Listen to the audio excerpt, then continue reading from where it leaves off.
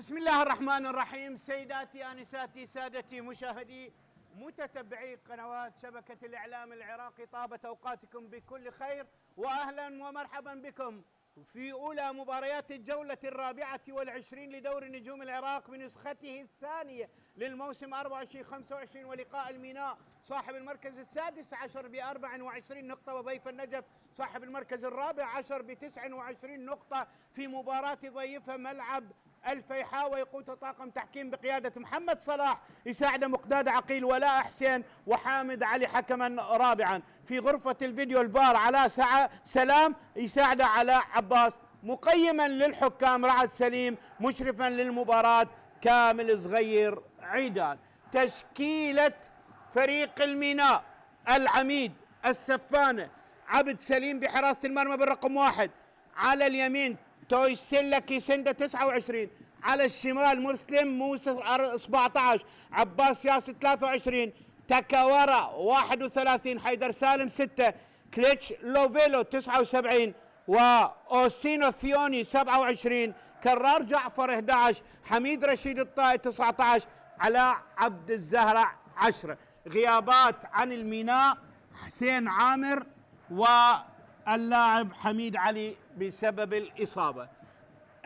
غزلان البادية النجف مؤلف من رضا عبد العزيز بحراسة المرمى بالرقم 1، علاء مهاوي على اليمين 17، أحمد حسن مكنزي على الشمال 3، محمد جاسم القائد 14، ماغنيم إغبوتشو فابريس بالرقم 5، دومينيك مندي 8، علي فائز 4، شبر علي 99، محمد قاسم 10، رضا محمد 11، بشير قوراني 80. هذه تشكيلة نادي النجف. حكم المباراة السيد محمد صلاح، 6 مباريات هذا الموسم، 26 بطاقة صفراء، 1 حمراء، وقاد مباراة واحدة للميناء أمام كربلاء، وأولى المباريات يقودها لنادي النجف هذا الموسم. ننتظر صافرة البداية، وفريق الميناء بزي التقليدي الأزرق والنجف بزي الأبيض. ما زلنا ننتظر. في نفس الوقت تجري مباراة الزوراء وأربيل، العد التنازلي سيبدأ وتنطلق أحداث شوط المباراة الأول. طبعا الميناء قادم من فوز على أربيل بهدف واحد، والنجف قادم من خسارة أمام الزوراء بهدفين لهدف. تنطلق أحداث شوط المباراة الأول. كرة ملعوبة، طالت رأسية أقرب إلى حيدر سالم. حيدر يستحوذ على الكرة الآن. حيدر سالم، ثالث مباراة أو رابع مباراة للمدرب السوري السيد حسام السيد بعد الفوز على الزوراء بهدف في بطولة الكأس، الخسارة من زاخو بركلة جزاء، والفوز على أربيل بهدف، وهذه المباراة الثالثة في الدوري والرابعة للمدرب. كرة مقطوعة، محاولة عند اللاعب أوسينو يلعب الكرة، هجمة الآن لصالح نادي الميناء، كرار يلعبها، مرت بعيدة إلى خارج الملعب إلى ركلة مرمى لمصلحة نادي النجف. هذا كرار جعفر صاحب الهدف، هدف الفوز في شباك أربيل، لاعب منتخبنا الشبابي والعائد بقوة، نال رضا واستحسان الجمهور في المباراة السابقة. اليوم أعلن مدرب منتخبنا الوطني كاساس قائمة المنتخب الوطني للقاءين القادمين. بعد هذه الجولة سيتوقف الدوري، وسيغادر منتخبنا إلى البصرة يوم 16 للتجمع استعدادا للقاء الكويت يوم 20 من هذا الشهر على ملعب البصرة، ويوم 25 سيواجه منتخب فلسطين. كل الأماني، كل الأمور متعلقة بهاتين المباراتين القادمتين. هل هناك ركلة جزاء؟ حكم المباراة يتابع، قد تكون واحدة من أسرع الركلات في دورينا.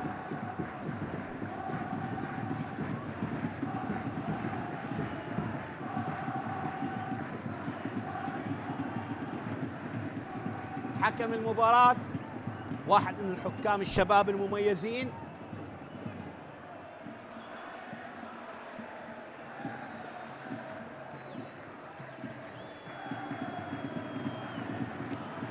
ما زلنا ننتظر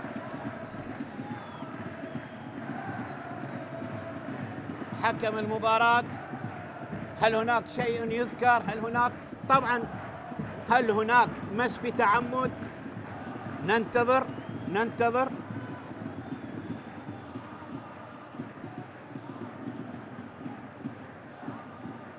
أسرع جزاء في دورينا كانت في الدقيقة 42 جون أوكلي القرمة مع نفط ميسان، كان الحكم حيدر عدوان.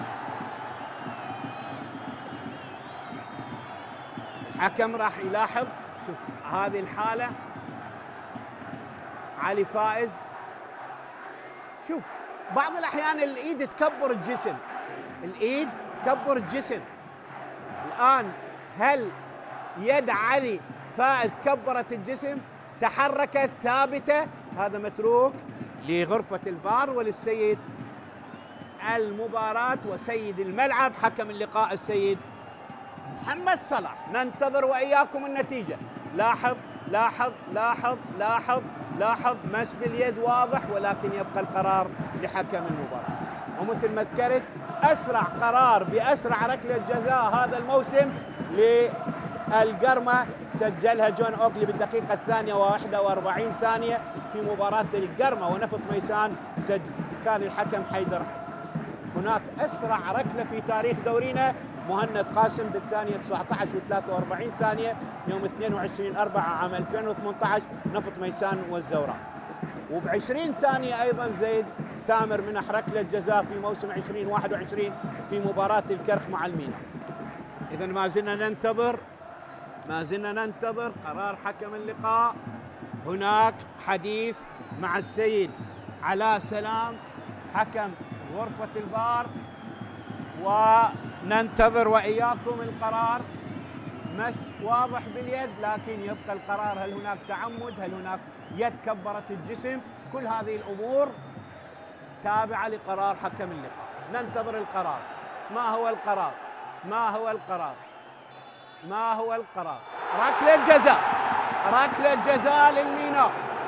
ركلة جزاء للميناء، ثاني أسرع ركلة جزاء بتاريخ دورينا هذا الموسم. بعد ركلة الجزاء احنا ما شفنا ركلة الجزاء بأي دقيقة. شوف يا حكم، شوف إذا لمسة يد واضحة موجودة بالمباراة، وهذه ثاني أسرع ركلة جزاء، لكن مع لحظة وجود ركلة الجزاء في أي دقيقة حدثت أنا ما أعرف، اللي أعرفه الآن راح تمنح بالدقيقة 3، لكن تبقى أسرع ركلة جزاء في دورينا هذا الموسم بالدقيقة 42 والأسرع في تاريخ دورينا بالثانية 19 و43 جزء من الثانية. إذا ركلة جزاء لمصلحة نادي الميناء على التنفيذ القدير والكبير على عبد الزهرة. علاء سجل في شباك أربيل والكهرباء والحدود هدفين، 4 أهداف. أول الأهداف قد تكون بعد قليل. علاء سينفذ ركلة جزاء ولمسة يد كانت واضحة، ولكن القرار بقى التقدير للحكم، والحكم بعد الذهاب لغرفة الفار. وعلاء جول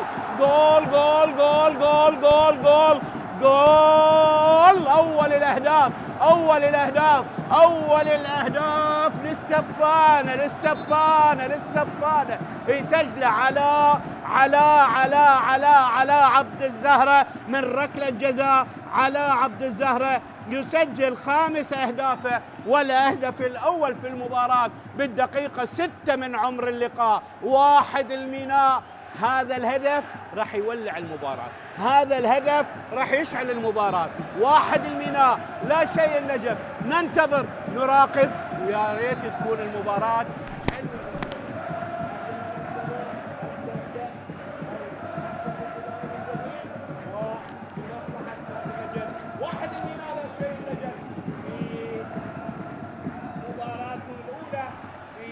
الجولة 24. بعد هذه الجولة سيكون توقف، كرة ملعوبة ترتد من مسلم موسى. عادت كرة بالمنتصف مندي، عادت إلى محمد قاسم، ومرة أخرى بشير غوراني، ترتد الكرة لماكنزي، ماكنزي يحاول لعب للنجف، ماكنزي يحاول يلعب الكرة مقطوعة، الكرة من جديد، اللاعب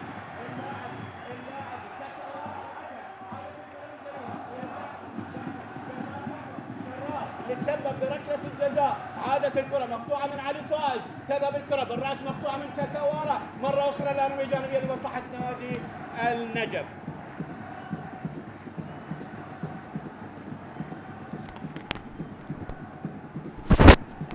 مرة أخرى لمصلحة نادي النجف.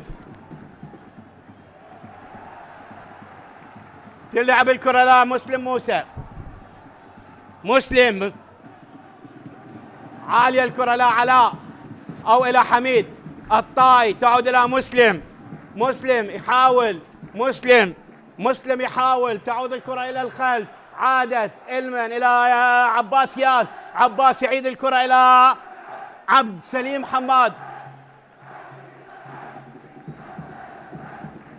عابد سليم يلعب كرة طويلة بالراس من ماكنزي، محاولة بالمنتصف، طالت الكرة، تعود مرة أخرى محاولة من جديد،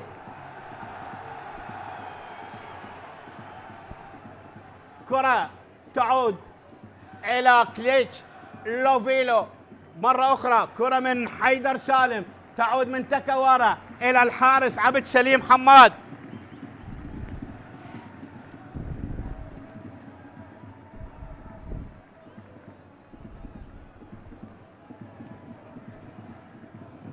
كرة بالمنتصف علاء، مسلم موسى إلى خارج الملعب لرمية جانبية،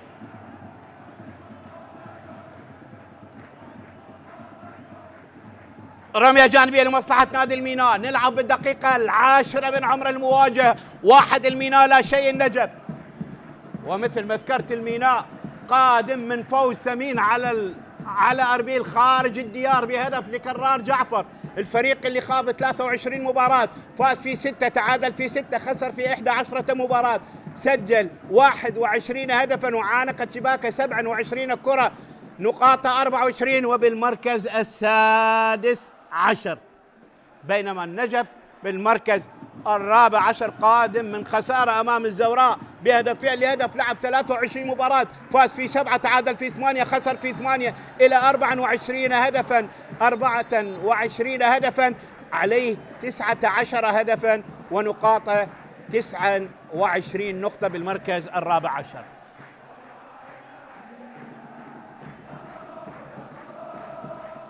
خطأ الآن عباس ياس أمامنا بالصورة، كرة ملعوبة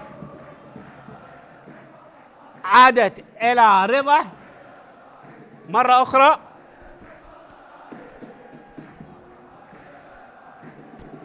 سريعة وإلى حارس المرمى عبد سليم حماد.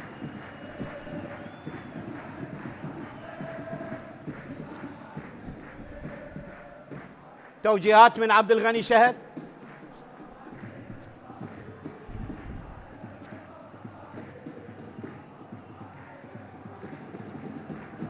على مهاوي، فابريس، محمد جاسم،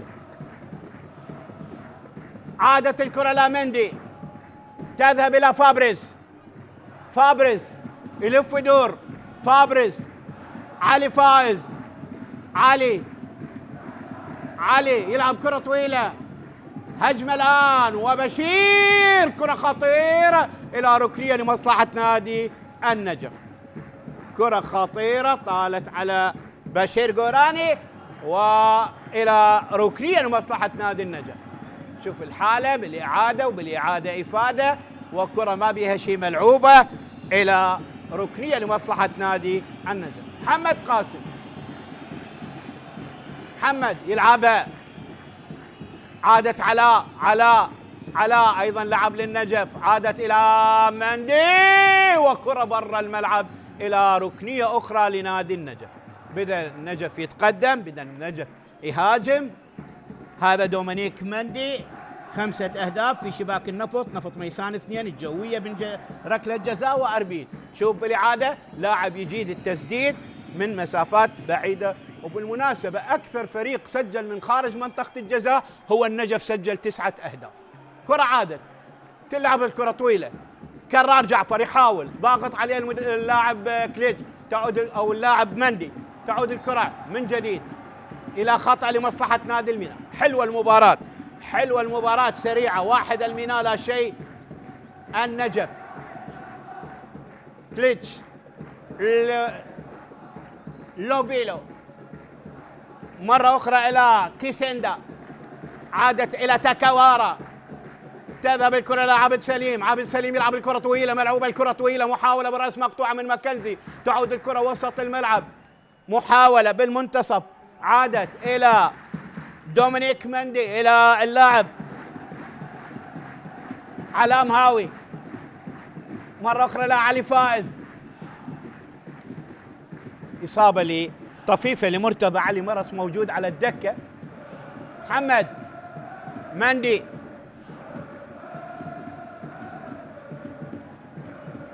كرة عادت من محمد قاسم طويلة إلى الجانب، ومسلم موسى إلى رمية جانبية لمصلحة نادي النجف. النجف الآن أكثر استحواذ، أكثر انتشار، أكثر وصول للمرمى. مندي يلعب الكرة، عادت محمد قصيرة مقطوعة، تذهب الكرة عند اللاعب أوسينو ثوني، تذهب الكرة عند اللاعب كيسيندا إلى كرار القصير الماكر المرعب، ترتد الكرة، محمد جاسم أقرب للكرة، عادت مرة أخرى، تلعب الكرة وسط الملعب من جديد،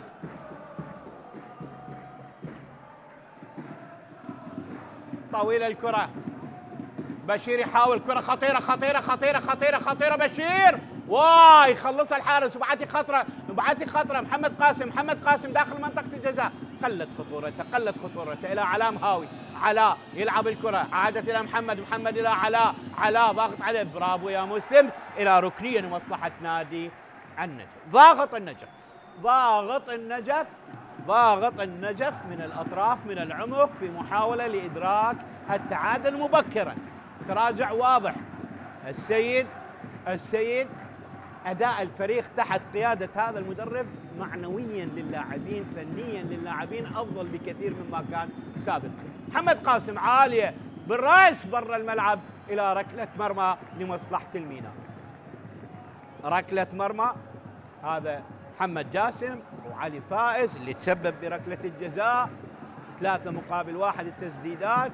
شوف الحالة، محمد قاسم لعبها وبالرأس من علي فائز إلى خارج الملعب، ركلة مرمى. هذه الحالة اللي منح على أثرها ركلة جزاء حكم اللقاء. وبالمناسبة حكم اللقاء أول ركلة جزاء يمنحها خلال 7 مباريات. هذه العشاق والأنصار يتزينون باللون الأزرق، هذا هو العشق الروحي السفانة وما أدراك ما السفانة.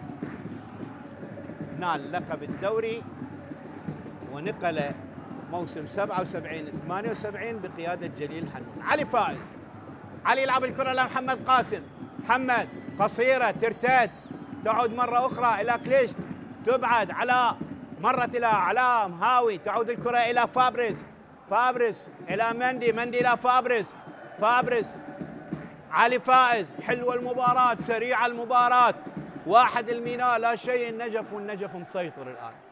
النجف أكثر استحواذ، أكثر ضغط، أكثر وصول للمرمى. كرة تاكاوارا، توسيلا كيسيندا، عبد سليم حماد يلعب كرة طويلة، كرار يحاول يستحوذ على الكرة، يهيئها إلى علاء، انقطعت الكرة، تعود إلى علي يهيئها إلى الحارس، الكرة عند رضا عبد العزيز، مرت مرة أخرى علي فائز إلى محمد جاسم يستحوذ على الكرة، محمد يلعب كرة طويلة، هجمة الآن ماكنزي، وطالت على اللاعب شبر علي. شبر اليوم موجود في الجهة البعيدة، هذا اللاعب اللي اعتدنا نشوفه كظهير أيمن، كشبه يمين، اليوم نشوفك يعني للعمق متقدم من الجهة البعيدة. هذا اللاعب أوسينو ثيوني. حسام السيد محطة الثانية مع الميناء، وسبق أن قاد القوة الجوية موسم 2014 و2017، وقاد الميناء 2015-2016. كرة طويلة من علي، حيدر سالم، عباس ياس، لوفيلو، ماكنزي، تاكوارا، كليتش لوفيلو، كيسندا، كرار، ومقطوع على رمية جانبية لمصلحة نادي الميناء. رمية جانبية للميناء.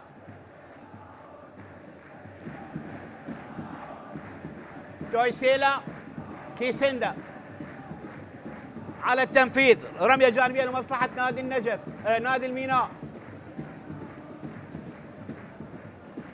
لقاء الذهاب ما بين الفريقين انتهى بفوز النجف ب3 أهداف مقابل هدفين في الأسبوع ال15 اللي قاد المباراة الحكم الدولي يوسف سعيد.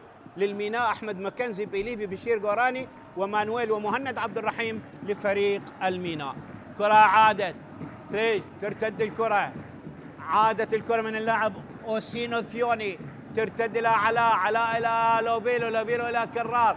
شوف معظم لعب فريق نادي الميناء على جهة كرار، يعني إذا ظل يستمر يتعب هذا اللاعب. أكثر اللعب على جهة كرار. علي فايز يستحوذ على الكرة، شبر، مندي، طويلة الكرة، علاء ضاغط عليه مسلم موسى، ويبعثها إلى رمية جانبية لمصلحة النجف. الميناء تحت الضغط، عليهم أن يهدون لعب، وبالتالي فريق النجف عليه أن يستغل هذا التراجع ويستثمره. رمية جانبية، فابريس إكبوتشو إلى علي، محمد جاسم، مندي، علي فائز، علي يلعب الكرة حلوة إلى بشير يحاول، بشير إلى محمد قاسم، طالت وكرة خطيرة وتسديدة من شبر إلى ركنية لمصلحة نادي النجف. رابع ركنية للنجف. هذا شبر علي، لعب لنفط الوسط، لاعب عمره 21 عام، وركنية الآن رابعة لفريق النجف. 20 دقيقة من عمر المواجهة، 1 الميناء لا شيء. النجف سجل من ركلة جزاء بالدقيقة 6 عن طريق علاء عبد الزهر.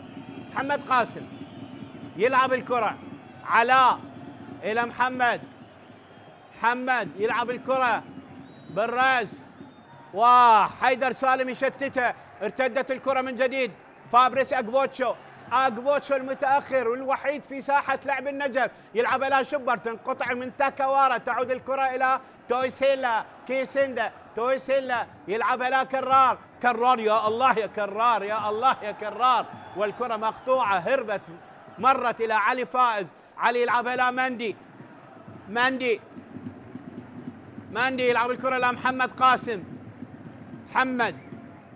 إلى مندي، طويل الكرة، ماكنزي، بشير، تنقطع، كليتش لوفيلو، كرار، أحمد ماكنزي، يحاول، وكرة يا سلام يا أحمد، يلعب قصيرة، وتسيلا كيسندا إلى خارج الملعب إلى رمية جانبية لمصلحة نادي النجف. النجف أفضل رغم أنه متأخر، أفضل، أحسن، أكثر حيازة، أكثر انتشار، أكثر خطورة، ولكن ما زلنا نبحث عن أهداف. أي من الفريقين يسجل. المهم نشاهد أداء رجولي، أداء مقنع، أداء ممتع، نشوف أهداف.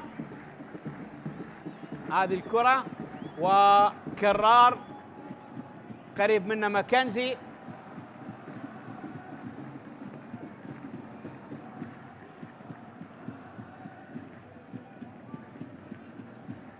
أحمد حسن ماكنزي لعب لأربيل، لعب للزوراء، وانتقل للنجف إلى جانب علاء مهاوي اللي لعب هذا الموسم مع الكرخ مباراة واحدة، كان بديل، وعاد للنجف. رمية جانبية.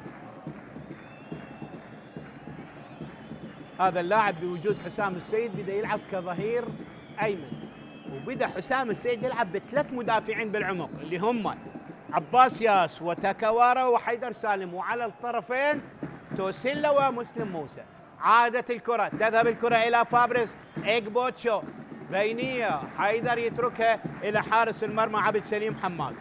بالمناسبة عبد سليم حماد غاب عن مباراة واحدة اللي مباراة القرمة، وكان بديل إلى جعفر شنيشل، وهو ثاني أكثر حارس تهتز شباكه، اهتزت 25 مرة في 22 مباراة، بعد حارس كربلاء عبد العزيز عمار اللي اهتزت شباكه 25 كرة في 20 مباراة، لكن عبد العزيز عبد سليم في 22 مباراة. عادت ماكنزي يحاول، ماكنزي يلعب كرة طويلة، ملعوبة الكرة إلى شبر يحاول يهيئها لمحمد، محمد خطيرة وترتطم بالمدافع وتذهب إلى ركنية لمصلحة نادي النجف. أنت مسيطر على المباراة وأنت الأخطر، وما تستغل سيطرتك، كل ما تضيع فرص تندم عليها، وبالتالي قد يستغل المنافس فرصة واحدة ويسجل. إذن استحواذ، سيطرة بلا فائدة لحد الآن لنجف. عادت إلى مندي، تذهب إلى علاء مهاوي، كرة خطيرة بينية حلوة، طالت إلى توسيلا أقرب للكرة، توسيلا يلعبها إلى كرار جعفر، تعبوا الكرار، كل اللعب على كرار، تعبوا الكرار. هذه جهة الشمال لحد الآن يعني مو فعالة، وشوف واضح التعب على كرار مبكر. رمية جانبية، ماكنزي عالية الكرة، مرت بسلام إلى خارج الملعب، إلى رمية جانبية لمصلحة نادي الميناء. رمية جانبية للميناء، نلعب بالدقيقة 25 من عمر المواجهة، 1 الميناء لا شيء النجف. أولى مباريات الجولة 24 اللي تجري معاها في نفس الوقت مباراة الزوراء وأربيل. ديالا دهوك مؤجلة غدا، كل الأماني لدهوك اللي بدت مباراته وانطلقت عند الساعة 9 أمام الاتفاق، لقاء الإياب ومباراة التأهل لنهائي دوري أبطال الخليج. زاخو غدا مع النفط عند 9:15 في ملعب زاخو. نفط ميسان سيضيف الشرطة في ملعب ميسان. الكهرباء سيضيف كربلاء في ملعب الزوراء عند 11:30. ثم القاسم في نفس التوقيت في ملعب النجف سيضيف الحدود. الجمعة كرة خطيرة وترتد إلى حارس المرمى رضا عبد العزيز. رايو صافرة وتسلل، ركلة حرة غير مباشرة. هذا هو الحكم المساعد الثاني ولاء حسين اللي يشير. شوف الكرة، لاعب بعيد في وضع تسلل. على غدا أو يوم الجمعة تختتم الجولة بلقاء القوة الجوية مع الكرخ في ملعب الشعب عند 9:15 في نفس التوقيت. القرمة مع نفط البصرة في ملعب الرمادي، وتختتم المباريات بمباراة الطلبة مع نوروز عند 11:30. كرة وسط الملعب، شبار تعود من مندي، تذهب إلى فابريس أغبوتشو يلعب كرة طويلة إلى مندي بالرأس، عادت تنقطع إلى كليتشلو فيلو مرة أخرى. شبر يلعبها إلى علاء مقطوع الكرة من مسلم موسى، تذهب الكرة مرة أخرى بشير وين يا بشير برا الملعب إلى ركلة مرمى. تراجع واضح للاعبي الميناء. شو يحتاجون الآن لاعبي الميناء؟ يحتاجون أن يحتفظون بالكرة، يهدون، يمتصون زخم نادي النجف. بالمقابل نادي النجف عليه أن يستغل هذا التراجع ويدرك التعادل مبكرا. عبد سليم، العشاق والأنصار، هناك أيضا جمهور نجفي يتوافد وحضر في هذه المباراة رقم 20 اللي يضيفها هذا الملعب. هذا الموسم كان المفروض أن تجري المباراة على ملعب الميناء، لكن أمور رافقت المباراة ولجان تفتيش. وبالمناسبة الميناء هذا الموسم استضاف فقط مباراتين، استضاف فقط مباراتين، استضاف مباراة نفط البصرة ومباراة للميناء، الميناء مع الحدود ونفط البصرة مع القرن، فقط مباراتين. كان المفروض أن هذه المباراة تجري على ملعب الميناء، لكن نقلت لملعب الفيحاء، وهذه المباراة رقم 20 في هذا الموسم يضيفها هذا الملعب. كرة تلعب من رضا، رضا دخل في الشوط الثاني بعد الهدف اللي تسبب به سرهنج وما أكمل المباراة. واليوم شيء مفاجئ في تشكيلة النجف، زجوا بحارسين، واحد من الشباب حارس نادي الشباب مصطفى شوكت، والآخر زين العابدين رائد من الرديف. اليوم هم الحارسان الاحتياطيان، وفي نفس الوقت لاعب علي حسين عنبر من الرديف كلاعب وسط. 3 لاعبين اليوم شباب في تشكيلة نادي النجف في قائمة الفريق. كرة مرت، تذهب الكرة، توسيلا يلعب الكرة، تنقطع من فابريس أغبوتشو إلى خارج الملعب لرمية جانبية لمصلحة نادي الميناء. نلعب بالدقيقة 29، 1 الميناء لا شيء النجف. كرة مرت، محاولة توسيلا يلعبها لا كرار، ترتد من علي، تعود إلى محمد، تذهب إلى ماكنزي، تذهب إلى مندي، مندي إلى علي فائز، علي فائز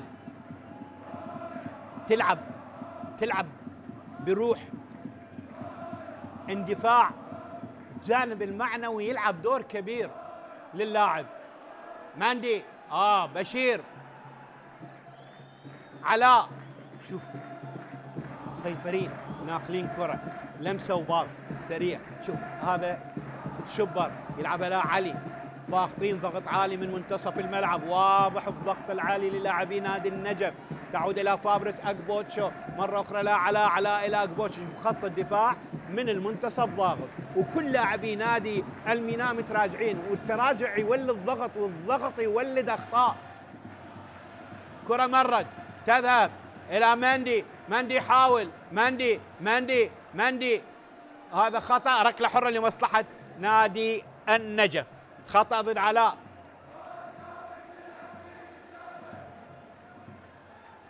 في هذه الجولة قبل التوقف 12 مدربا تغير بين الإقالة والاستقالة، آخرهم مدرب الشرطة عبد العظيم عظيم. علاء مهاوي، رمية جانبية من عباس ياس، تلعب الكرة، طالت إلى رضا، تركها إلى علي فائز، علي فائز 50 مباراة دولية، 4 أهداف دولية، أول الدوليات أمام شيلي وآخرها أمام كوريا الجنوبية، استدعاه في ذلك الوقت بيتروفيتش. كرة حلوة إلى بشير يحاول، بشير ومقطوعة إلى ركني، 5 ركنية للنجف. سجل علي فائز في شباك قطر والكويت هدفين واليمن.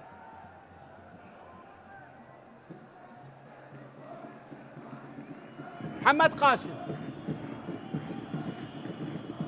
6 ركنية لنادي النجف، عرضية بالراس تاكوارا، ماكنزي سدد، عالية، هيج كرات المفروض تستغل، وكرة عالية إلى الخارج. الآن الدور للمدرب، مدرب الميناء، فريق تراجع، فريق دا يضغط. شوف يعني من نشوف 6 ركنيات للنجف تأكد لك مدى الضغط والسيطرة لفريق النجف. هدف مبكر من ركلة جزاء ما أثر على معنويات اللاعبين بقدر ما حفزهم أن يقدمون مستوى أفضل، وبالمقابل الهدف المبكر لم يكن يعني معنويا جيدا لفريق لاعبي الميناء.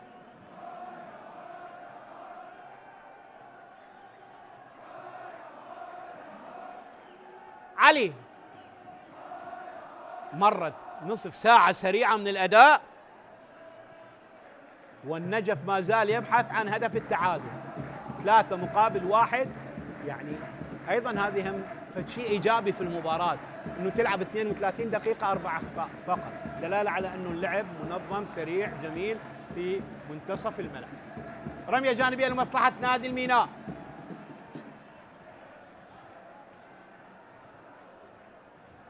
عباس ياس على التنفيذ.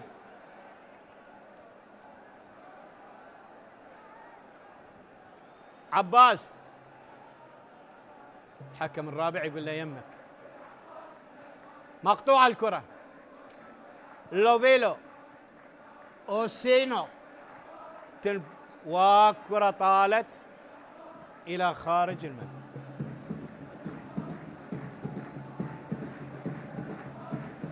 علي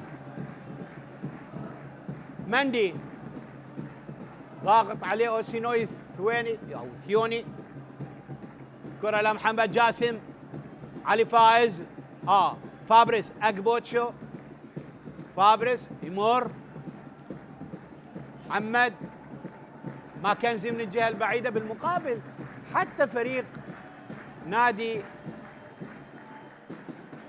النجف يلعب ب4 مدافعين أو بنفس طريقة أسلوب لعب الميناء، 3 في العمق اللي هم علي فائز وفابريس أكبوتشو ومحمد جاسم، وعلى الأطراف علام هاوي وأحمد مكنزي. ركلة مرمى للميناء. عبد سليم حماد يلعب كرة طويلة بالرأس من علاء. ماكنزي شبر. فابريس إكبوتشو. مقطوع الكرة من عباس ياس. عادت إلى مندي.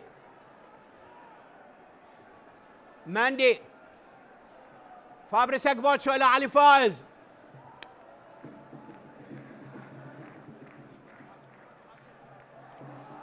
شبر يحاول. كرة خطيرة داخل منطقة الجزاء. شبر إلى ماكنزي. ماكنزي يحاول. ماكنزي. عادت الكرة إلى شبر عالية برا الملعب إلى ركلة مرمى. شبر والكرة عالية إلى ركلة مرمى. رضا محمد كان بالمقدمة، كان يبحث عن الكرة وبالتالي طالت الكرة إلى ركلة مرمى.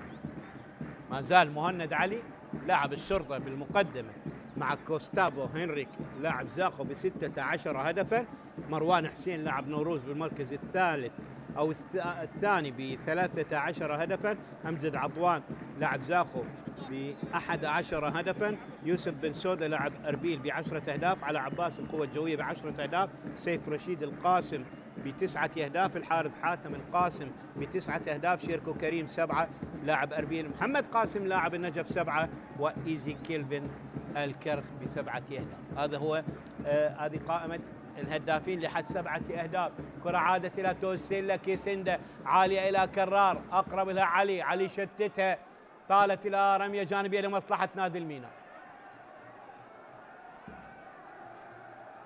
توسيلا.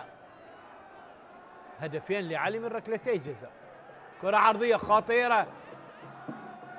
شوف جهة اللاعب حميد الطائي يعني غير مفعلة، غير فعالة أيضا. رمية جانبية لمصلحة نادي النجف. فابريس إكبوتشو.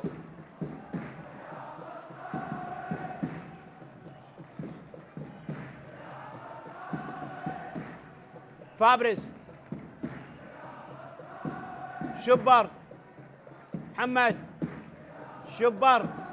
وبرافو عباس أبعدها. عباس أبعد الكرة إلى رمية جانبية لمصلحة نادي النجف.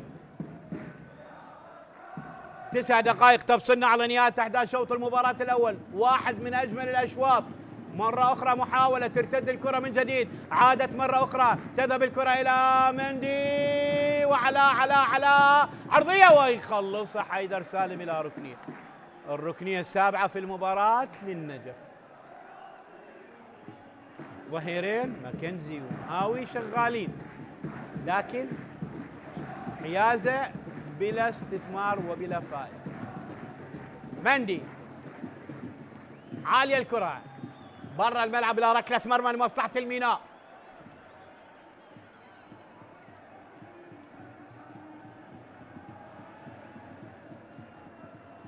شوف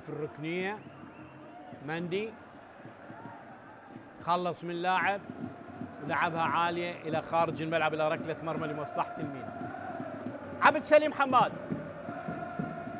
لعب للكرخ، هذا الحارس يلعب كرة طويلة بالرأس مقطوعة.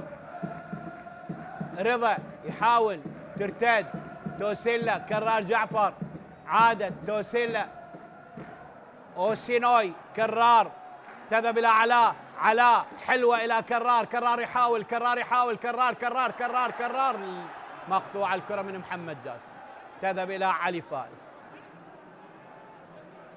علي،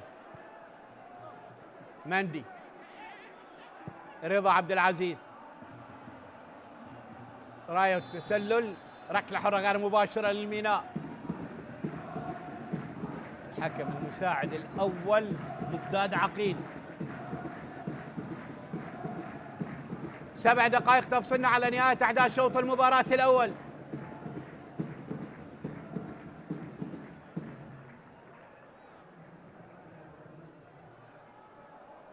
اوسينوي ثيوني، شبر، علي، محمد جاسم، ماكنزي، تلعب طويله من ماكنزي، وكره الى عباس ياس، مسلم موسى، ومقطوعه من مندي الى رميه جانبيه لمصلحه المينا.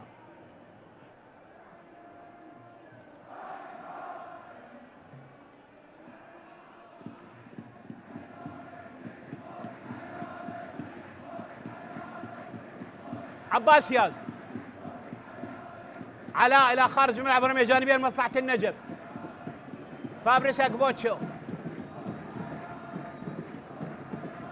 علي فائز،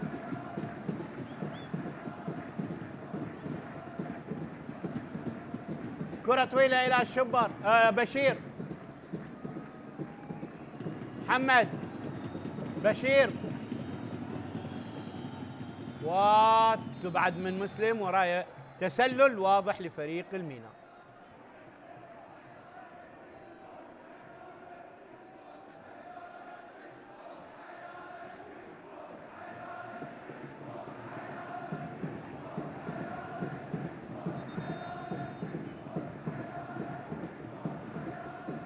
عبد سليم، جمهور كبير في ملعب المباراة من الطرفين مينائي ونجفي. عادت، شبر، ماكنزي،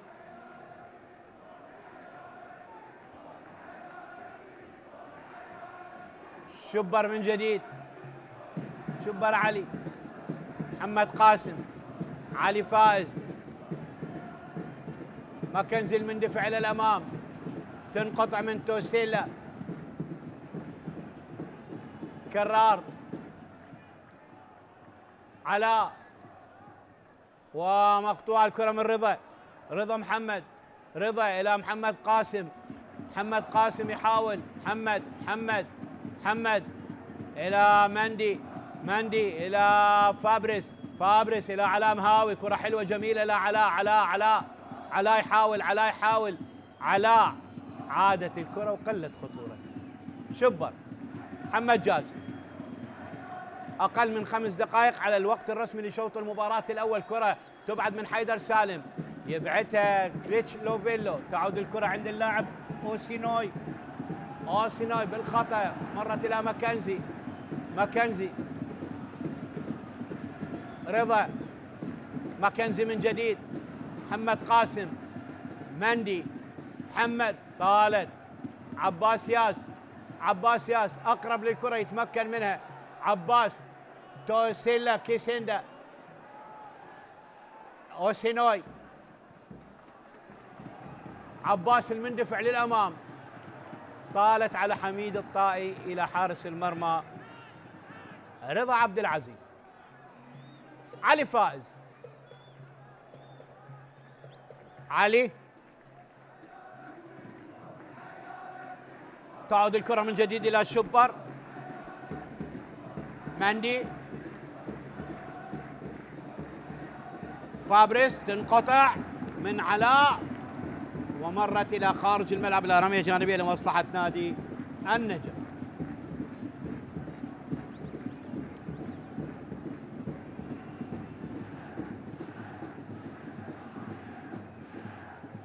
تلعب رمية جانبية.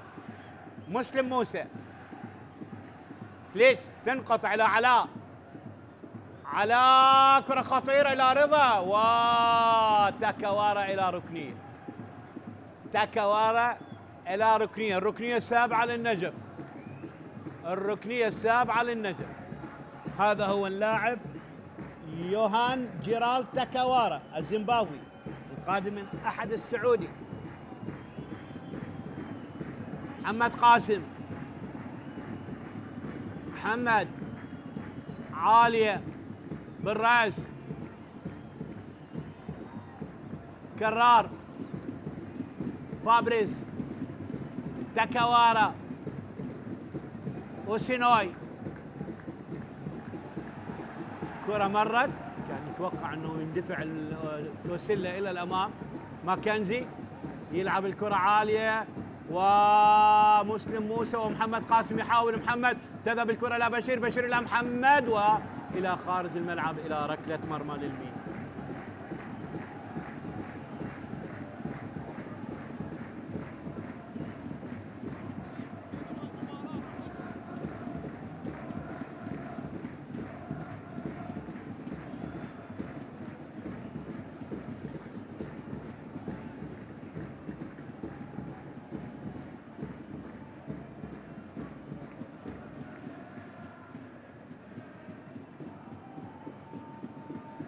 كرة لا توسيلا عادت إلى خطأ لمصلحة نادي النجف.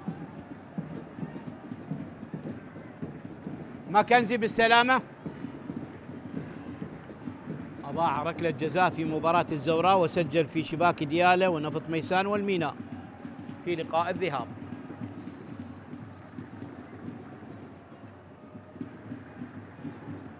آخر دقيقة من الوقت الرسمي لشوط المباراة الأول. عباس ياز. شبر. بشير.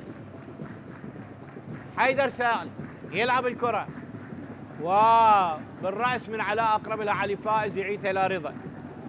رضا يشتتها. ماكنزي بالرأس.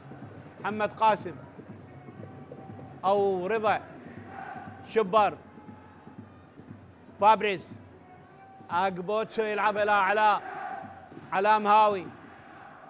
إلى محمد. تعود الكرة إلى مندي. مندي حاول. مندي أخر. مندي يهيئ الكرة إلى فابريس قصيرة ومقطوعة. تعود إلى مندي. 45 دقيقة انتهت، ممكن نلعب 4 دقائق لا أكثر. عادت الكرة. علي فائز. فعلا 4 دقائق يضيف الحكم. تعود الكرة إلى ماكنزي. مرت الكرة، عادت من جديد إلى كرار إلى علاء. تنقطع من فابريز.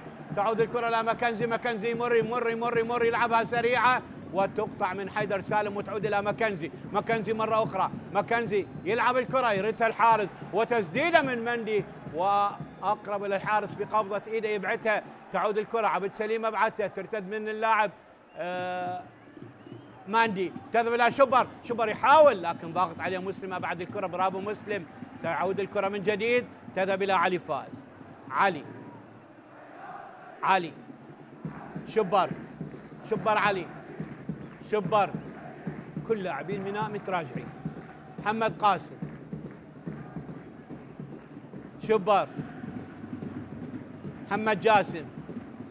دخلنا الدقيقة الثانية من الوقت المحتسب، بدل ضايع. طويلة الكرة. تاكوارا. تعود إلى تويسيلا كيسيندا. تويسيلا يلعبها إلى أوسينوي يلعبها، طالت على كرار إلى حارس المرمى رضا يلعب الكرة. أنت تخرج متعادل أفضل ما تخرج متأخر في شوط المباراة الأول، وبالتالي يعني الميناء إذا حافظ على تقدمه ممكن في شوط المباراة الثاني راح يعيد حساباته ويقدم لنا مستوى أفضل. عادت الكرة. شبر. رضا مرة أخرى. تلعب الكرة. حيدر سالم. عبد سليم.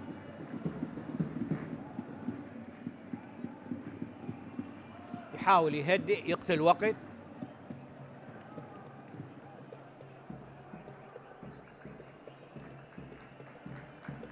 الدقيقة الثالثة من الوقت المحتسب بدل ضايع. كرة طويلة، طالت الكرة.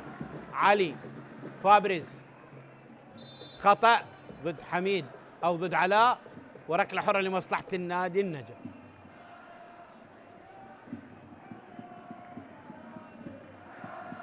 خمسة مقابل واحد الأخطاء، 6 أخطاء. قد تكون المباراة الأقل أخطاء في هذا الموسم. كرة طويلة، رضا، عباس ياس،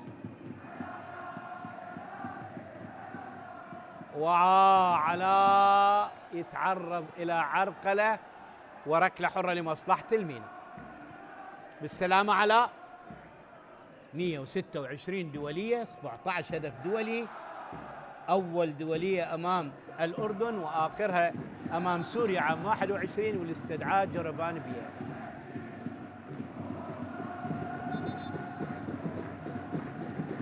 آخر اللحظات من الوقت المحتسب بدل ضايع. مباراة قاد شوط المباراة الأول من الحكم محمد صلاح بامتياز. علاء، رضا، ماكنزي بالكعب، رمية جانبية لمصلحة نادي المينا. والحكم غير، يعني واضحة أنه المساعد تردد، واضحة اللقطة، المساعد تردد وبالتالي الحكم كان قريب وانطى الرمية للنجف. شبر رجع كلاعب ارتكاز إلى جانب مندي. محمد قاسم، فابريز، بشير يلعبها كرة خطيرة وطالت على رضا، وماكنزي طالت أيضا على ماكنزي إلى ركلة مرمى. خلص صافرة حكم اللقاء السيد محمد صلاح تعلن نهاية أحداث شوط المباراة الأول بتقدم الميناء على النجف بهدف وحيد سجل من ركلة جزاء بالدقيقة 6 من عمر اللقاء. إذا نذهب لاستراحة قصيرة على أمل أن يتجدد اللقاء معكم وأحداث شوط المباراة الثاني.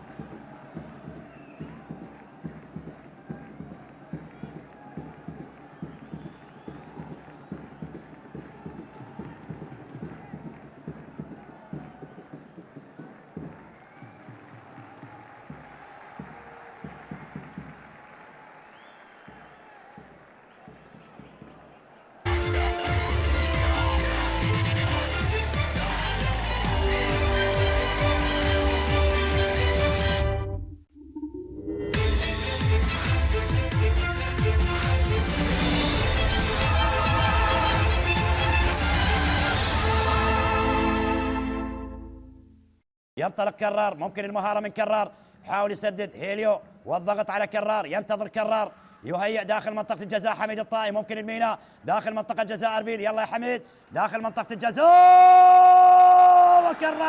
كرار جعفر يفعلها ويسجل، كرار جعفر يفعلها ويسجل الميناء. السفانة بهدف قاتل في مرمى أربيل، السفانة بهدف قاتل في مرمى أربيل.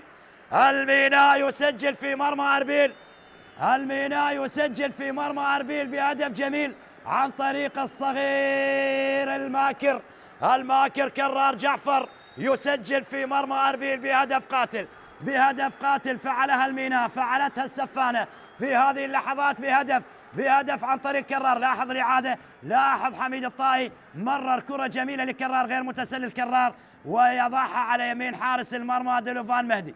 دولوفان مهدي يسجل الآن فريق الميناوي عن طريق كرار جعفر هدف جميل في مرمى أربيل ليعلن عن هدف قاتل في هذه اللحظات. تلعب عالية، لفة ممتازة في منطقة الجزاء، متابعة، الله، جول للكناري، جول للكرخ، وجعفر وسط الأمطار يسبح في استاد الكرخ، يسبح في استاد الساحر. أحمد راضي وجعفر عبيس يطوف يغوص يحاول يسجل، وكور يحيي كرة ذاهبة إلى خارج أرضية الملعب، ولكنهم الكرخ، ولكنهم الكناري، ولكنهم في وجع أوطائهم. تجد الشباب حاضرة. هذه كرة من يونس غني أرسلت من دون أوفسايد، الأولى لعبت، الثانية وصلت، والمحاولة في الجول. الهدف شرعي، الهدف من غير أوفسايد، لا أوفسايد، نو أوفسايد، والكرة في المرمى. رأسية أولى، متابعة ثانية، والكرة بالمباشر في الجول. هذه رأسية عمر وصلت إلى من؟ وصلت إلى بنيامين، الكور إلى جعفر، والكرة وهدف أول، وإيقاف المتصدر مهما قد يفعلها عبد الجبار. من جانب لاعبي زاخو تترك الآن إلى من؟ إلى أحمد ياسين. أين ناصر؟ هذا ناصر محمد، الله، اليماني اليماني اليماني يحضر الآن، يعيد زاخو إلى التعادل. المتصدر لا يتعثر، لا يخسر، يعود إلى المباراة بصدمة كبيرة في الكرخ، بصدمة كبيرة. هنا جمهور زاخو، هنا الانفعال، هنا هستيريا في المدرج، هنا عودة أبناء الخابور. لاحظ الكرة وصلت عالية من دون أوفسايد، تركت لمن؟ تركت للأسود. هذا الأسود وضع الكلمة، أثر الصندوق موجود، أثر الصندوق الأسود موجود، حاضر في أرضية الملعب. لذلك الهدف قادم، والهدف وتا. وصلت إلى ناصر، كنترول عالمي، قراءة رائعة، وشاكر يتفرج. هذا الكنترول سوبر من ناصر، وتسديد سوبر، وسوبر ناصر يعيد زاخو إلى المباراة، يعيد زاخو إلى التعادل. أبناء الخابور عن طريق السوبر ناصر محمدو. العراق بعد أن وصلت الكرة وعدت هناك بنقلة تمريرة، وصلت الآن، جول. هذا هو التقدم، وهذا هو الهدف الأول. انتظروا كثيرا، ومنتظر عادل الذي لا يطيق الانتظار جاء بهدف للكهرباء، وعادت الكهرباء لتشعل أجواء المباراة، لتضيء المباراة وملعب المباراة بهدف من الشقيق الأصغر إلى الشقيق الأكبر. هناك الأسيست كان من عباس عادل لأحمد عايد، شاهد عايد لمنتظر عادل، والهدف الأول الصناعة من أبناء عادل لأحمد عايد، ومنتظر عادل وضعها في المرمى. أعطني اللقطة الأولى من عباس عادل لأحمد عايد، وصلت لأقدام منتظر عادل ليسجل ويعلن عن أول أهداف المباراة لنادي الكهرباء بهدف أول. نعم، بالهدف الأول بسرعة البرق أضعها وأسكنها الشباك. الدفاع للحفاظ على نتيجة المباراة. هذه كرة بالراس تتخلص وتعود هناك بنقلة مضت بوسط ملعب المباراة عند اللاعب وولغا رونالد بهذه الكرة لتعود هناك بنقلة، لا بتصويبة مضت ممكن التعادل. جول!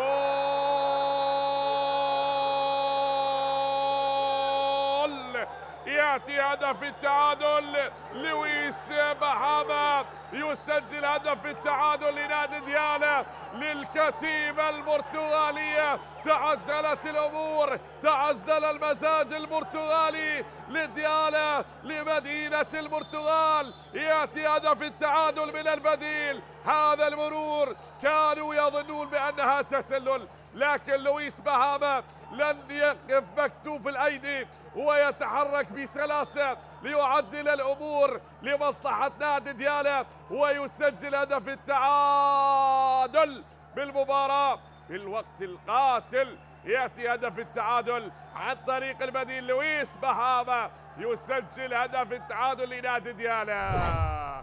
هي مباراة بكل تأكيد يعني مباراة صعبة على الزوراء، ولكنها ليست مستحيلة، وصعبة على النجف ولكنها ليست الله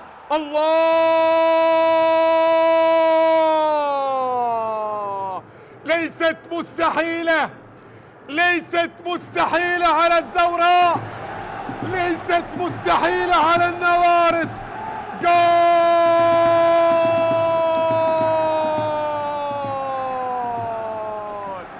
سجل الزوراء.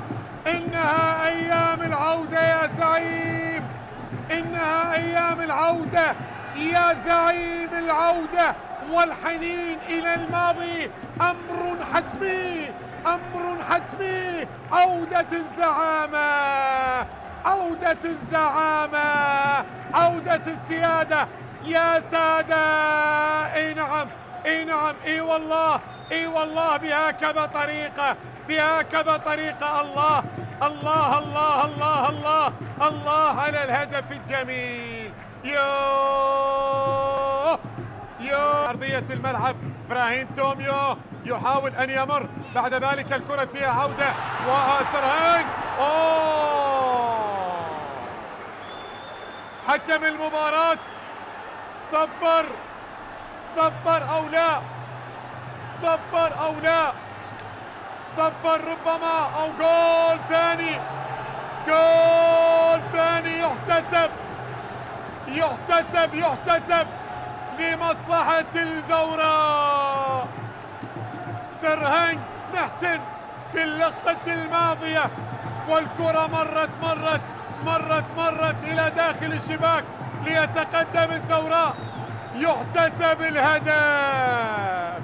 اللاعب والعودة لحارس المرمى، وبعد ذلك حارس المرمى اللي كان يعني يحاول ابعاد الكرة.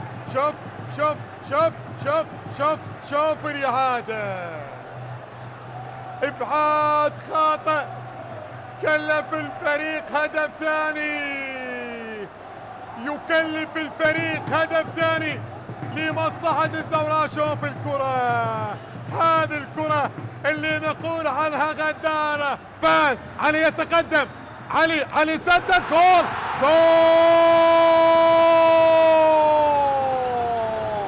الله، سجل النجف، سجل النجف. قوية في قلب المرمى، قوية في قلب المرمى، قوية في وسط المرمى. كرة ملعوبة لشريف، عالية الكرة ترسل للأمام والضربة الرأسية والمحاولة مستمرة. الله،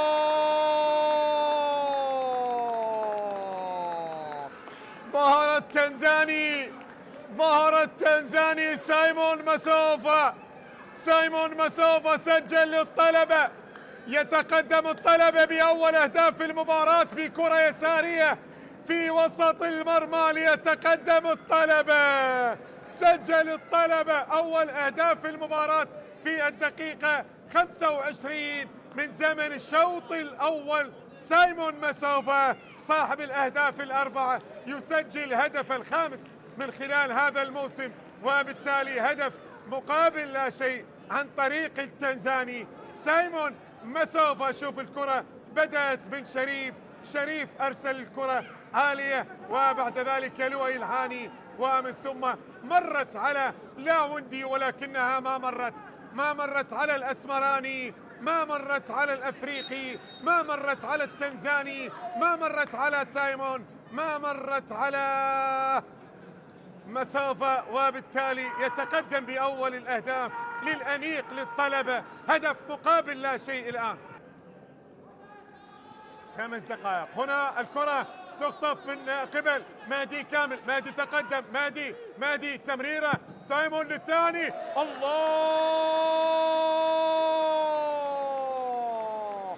جول ثاني، هدف ثاني لأنيق العاصمة، هدف ثاني لأنيق العاصمة. إنها العودة، إنها العودة التي ستكون أقوى بلا شك. انتظروا عودتي بعد الغياب. نحن فريق الأمس واليوم وغدا. نعم، هكذا هي العودة، وهكذا هي المباراة، وهكذا هي الأهداف سجلت. وهنا هدف قاتل للمرة الثانية. يظهر لنا الأسمراني، يظهر لنا التنزاني ليسجل ثاني الأهداف. سايمون مسوفة، وسايمون يسجل سادس أهدافه من خلال هذا الموسم. شوف سايمون يحتفل بهذه الطريقة. 0-0. هنا محاولة، محمود يحاول يعدي، يبحث عن كرة عرضية، وهذا علاء بالروس. جول لأومارو، رأسية جميلة لصقور الغربية، ارتقاء جميل ورائع ليوسف أومارو اللي يسجل أول أهداف المباراة. فرحة الجماهير وفرحة السيد أحمد خلف بهدف ولا أروع لهذا اللاعب يوسف أومارو بعدما سجل في مرمى القوة الجوية ونوروز. ها هو يسجل الآن في مرمى الحدود. هدف رائع جدا، هدف جميل. شوفها بالإعادة، علاء الدين، كرة عرضية رأسية. يا سلام يا سلام، شوف علاء وضعها على رأسه، وبالتالي خلاها في الشباك ليسجل أول أهداف المباراة. واحد القرمة لا شيء الحدود. نعم، بهذه اللقطة، بهذا الارتقاء للأسمراني يسجل يوسف أومارو. محاولة الانطلاقة لمصلحة علاء، ينقل له كرة، يبحث عن المنطلق. هذه خطيرة. محمود، يا سلام، هذا البديل، هذا اللي اشترك في شوط المباراة الثاني. نعم، محمد عدنان دوحي يسجل لمصلحة القرمة ثاني الأهداف. وهذه فرحة دوحي وفرحة الجماهير بعدما سجل في مرمى الشرطة وكذلك الحدود ونفط البصرة والميناء. يسجل الهدف الخامس الشخصي له وثاني أهداف القرمة في مباراة اليوم. هدف رائع جدا. شوف الخطأ الدفاعي، بعد ذلك خطفها وضعها في الشباك. صعبة على حيدر باسم. يسجل ثاني أهداف القرمة في مباراة اليوم. لين لا شيء، محمد عدنان يبدو اللاعب البديل، تغيير اللي أجراه السيد أحمد خلف في فترة الاستراحة، وبالتالي يضاعف نتيجة اللقاء. محمد عدنان، السيد أحمد خلف. كرة تعود البرازيلي جيفرسون، ينقل له كرة لإشهاب، يتقدم، حاول يعدي، يمر، ينقلها لمحمد عدنان. دوحي، ممكن كرة عرضية، هذه خطيرة بالروس. يا سلام، الله الله الله يا أومارو، رأسية لا تصد ولا ترد، يضاعف من خلالها نتيجة المباراة. الله على هذا الهدف. وهذه جماهير القرمة، هذه جماهير صقور الغربية سعيدة مع هذه الدبكة الأفريقية.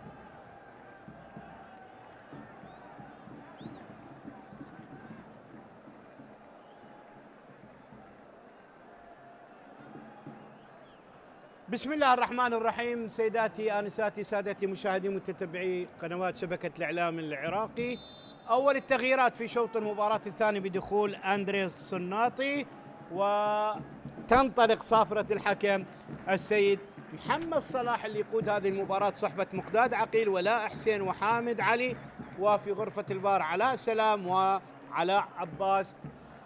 مباراة النجف مع مضيفة الميناء. شوط المباراة الأول انتهى بتقدم الميناء بهدف من ركلة جزاء، وهذا تذكير لمن فات معنا بمتابعة أحداث شوط المباراة الأول بتشكيلة الفريقين. الميناء عبد السليم حماد بالرقم 1، توسيلا كيسندا 29، مسلم موسى 17، عباس ياسر 33، تاكوارا 31، حيدر سالم 6، كليتش لوفيلو 79، اوسينوي ثيونيت 27، كرار جعفر 11، حميد رشيد 19، علاء عبد الزهرة 10. وراح نشوف اللاعب اللي ترك الملعب على ما يبدو حميد رشيد، وكرة إلى كرار مرت إلى الخارج ودخل أندري ألان سعيد الصناط. أما النجم سرهنج رضا عبد العزيز بالرقم 1، علام هاو 17، ماكنزي 3، محمد جاسم 14، ماجنيم فابريس بوتشو بالرقم 5، علي فائز 4، دومينيك مندي 8، رضا محمد 11، شبر علي 99، بشير قراني 80، محمد قاسم 10، وكرة خطيرة يريدها حارس المرمى عبد سليم. ترتد ركلة جزاء مبكرة سجل منها علاء عبد الزهرة الهدف الأول في الدقيقة 6، خطأ لمصلحة نادي النجف، وأول بطاقة صفراء للاعب كليتش لوفيلو.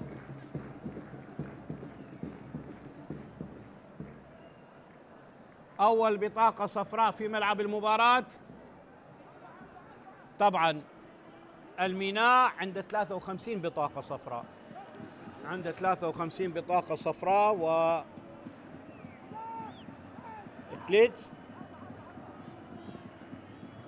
سيغيب عن المباراة القادمة. بعد الخمس بطاقات الأولى وغاب عن مباراة النجف بالذهاب، اليوم الكهرباء القرمة القاسم أربيل، واليوم مع النجف سيغيب عن المباراة القادمة. البطاقة الأولى في ملعب المباراة راح تحرم كليتش لوفيلو عن المباراة القادمة. ماكنزي على التنفيذ، ركلة حرة لمصلحة نادي النجف، بينما النجف عنده 53 بطاقة صفراء أيضا. كرة مقطوعة ترتد، فابريس ماكنزي يحاول يمر، وعرقلة وخطأ لمصلحة نادي النجف، ماكنزي ينتقل للجهة البعيدة. شوط كان مميز للنجف لكن لم يستغل، دفاع كان منضبط من دفاعات نادي الميناء. كرة ملعوبة ترتد من مسلم موسى، ترتد سريعة، محمد جاسم، فابريس، علام هاوي بالرأس مقطوعة من حيدر سالم، شبر، محمد قاسم يلعب كرة طويلة، وعباس ياس يتركها إلى ركلة مرمى.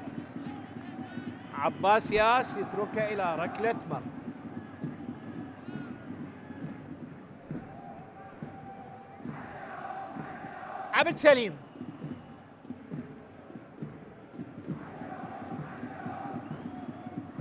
يلعب الكرة طويلة، كرار، فابريز خلفية، برافو، مرت الكرة، تاكوارا، اوشينوي، علاء، مسلم يحاول يمر، تبعد من علي، علاء قصيرة مقطوعة، شبر بالمنتصف يهيئ الكرة إلى الجانب، ماكنزي يحاول، رضا من دفع للأمام، رئيس حربة بالرقم 11، عرضية، بشير طالت الكرة، سناطي، وإلى خارج الملعب من اوسينوي ثيوني إلى رمية جانبية لمصلحة نادي النجف.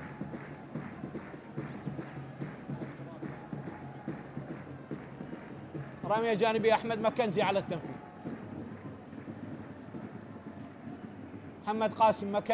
محمد قاسم،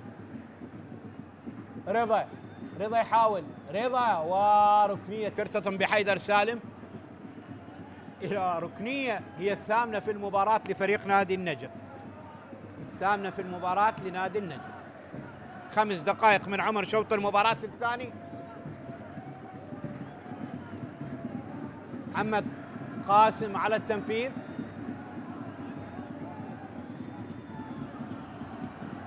محمد قاسم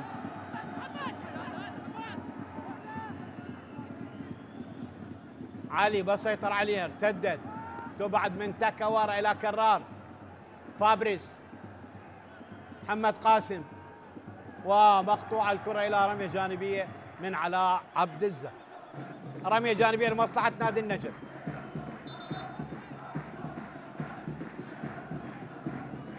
فابريس، إيكبوتشو، حكم اللقاء والقائد محمد جاسم يتحدث معاه. هذه الكرة اللي مرت قبل قليل، شوف طالت على شبر وأبعتها تكوارا.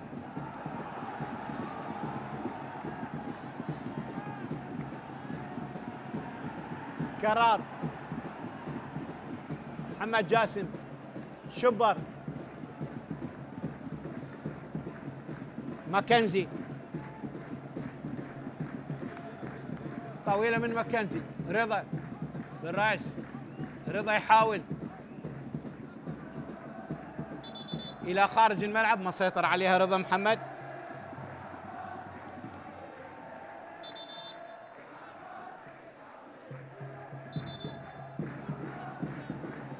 ركلة مرمى من مصلحة الميناء. هذه الكرة اللي أنقذها الحارس ماكنزي.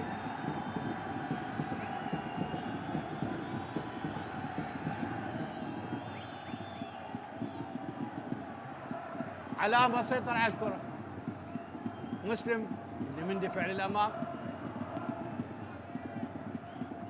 كرة مقطوعة من جديد. لوفيلو، تاكاوارا، مرة أخرى الكرة ملعوبة إلى أوسينوي بالرأس من ماكنزي. محمد جاسم، تنقطع من أوسينوي ثيوني إلى رمية جانبية أو من لوفيلو. لوفيلو اللي أبعد الكرة. كليتش، لوفيلو، ماكنزي على التنفيذ.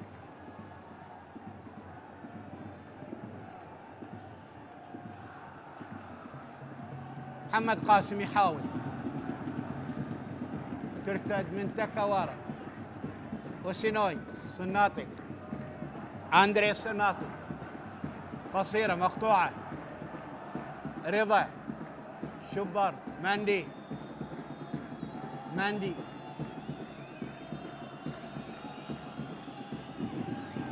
علي فائز، فابريس، أكبوتشو. خرجت الكرة إلى رمية جانبية لمصلحة الميناء، طالت على علام هاوي. رمية جانبية.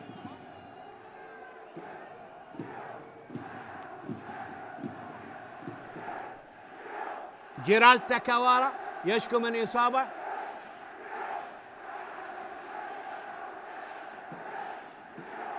نهض الآن، ما زال يتلقى العلاج، بالسلامة إن شاء الله. نهض،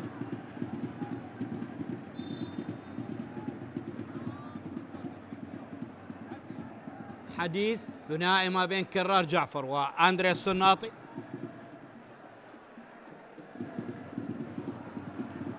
أوسينويد، شبر يلعب على رضا، رضا يحولها إلى محمد قاسم. محمد، يا سلام يا محمد، وحلوة ملعوبة إلى بشير. بشير يلعبها وكرة خطيرة مرت بسلام وأمان على مرمى المينا. كرة خطيرة. شوط المباراة الأول للزوراء بهدف واحد يتقدم على ضيفة أربيل، وهنا هدف للميناء على ضيفة النجف. مباراة ديالا مع دهوك مؤجلة، وغدا زاقو مع النفط في ملعب زاقو عند 9:15 في نفس التوقيت. نفط ميسان مع الشرطة. الكهرباء عند 11:30 مع كربلاء في ملعب الزوراء، والقاسم في ملعب النجف في ضيف الحدود عند 11:30. يوم الجمعة تختتم المباريات ويتوقف دورينا لنساند أسود الرافدين في مباراتهم المقبلتين. القوة الجوية مع الكرخ عند 9:15 في ملعب الشعب، القرمة على ملعب الرمادي يضيف نفط البصرة، والطلبة عند 11:30 يضيف نوروز على ملعب المدينة. كرة اللعبة الطويلة إلى علاء. علاء مندي. علاء. علي فائز. علي. فابريس اكبوتشو. بشير. علاء مهاوي. علاء. فابريس اكبوتشو. بشير. مندي. مندي يحاول. كرة من محمد قاسم إلى مكنزي. مكنزي يحاول داخل منطقة الجزاء، كرة خطيرة، عرضية ملعوبة، طالت إلى مسلم موسى، مرت إلى علاء مهاوي. فابريس أكبوتشو. أكبوتشو عرضية وعالية، ومندي يلعبها، وبرافو يا عبد سليم.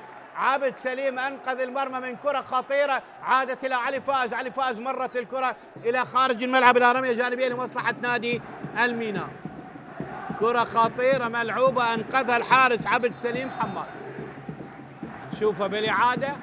ثاني كرة خطيرة في ملعب المباراة في شوط المباراة الثاني للنجف على مرمى الميناء.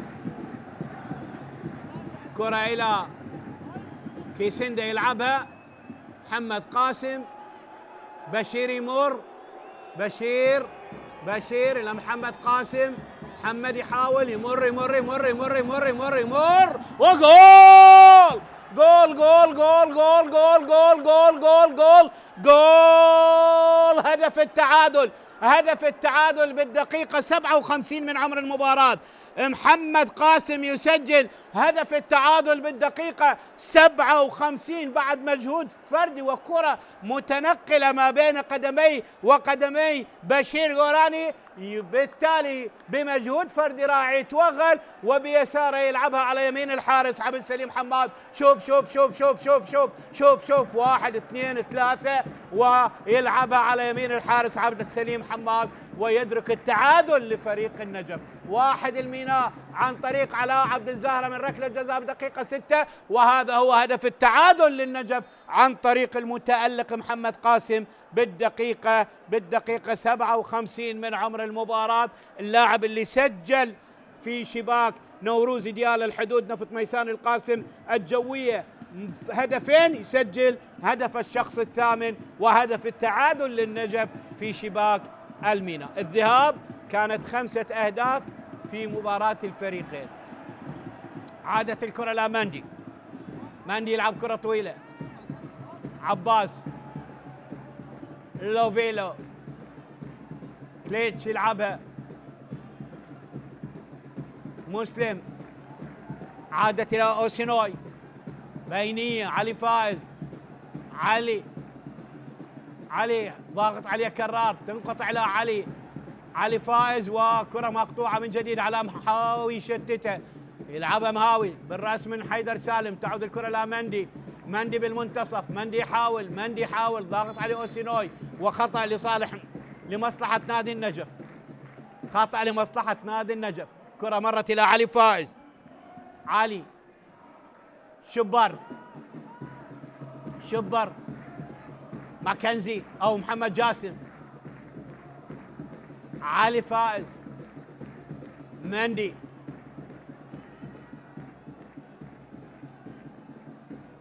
يلعب الكرة محمد قاسم. محمد لاعب مهاري رائع. كرة عادت، تعود الكرة رضا مندي. علي. فابريس اكبوتشو. علاء مهاوي. اكبوتشو من جديد. سيطرة واضحة لفريق النجف وتراجع بلا مبرر من لاعبي الميناء. 60 دقيقة. هل سنشاهد تغيير في اللحظات القادمة؟ أكثر المدربين عند مرور ساعة يجري تغيير، رغم أن الميناء دخل في شوط المباراة الثاني بتغيير أندري الصناطي بدلا من حميد الطائي. كرة مقطوعة على بشير، تذهب إلى محمد قاسم. محمد قاسم يحاول. محمد يلعب إلى بشير إلى محمد. وتفاهم واضح بين الاثنين، لكن دفاع صلب يبعد الكرة، تعود إلى أندريا الصناطي. الصناطي يلعب كرة طويلة سريعة على كرار، بين كرار وبين اللاعب محمد جاسم. كرار يحاول، والكرة مقطوعة على رمية جانبية للمينا. هذا اللي كنت أقوله. تغييرين، وزيري راح يدخل وأسامة عنبر.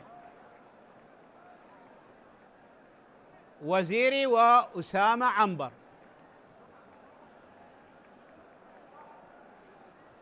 وزيري وأسامة عنبر. خروج أوسينوي، يدخل أسامة لاعب ارتكاز بلاعب ارتكاز، ووزيري أيضا وزيري شين تيمبو. هذا هو وزيري اللاعب التنزاني مثل منتخب تنزانيا، يدخل بدلا من علاء عبد الزهر.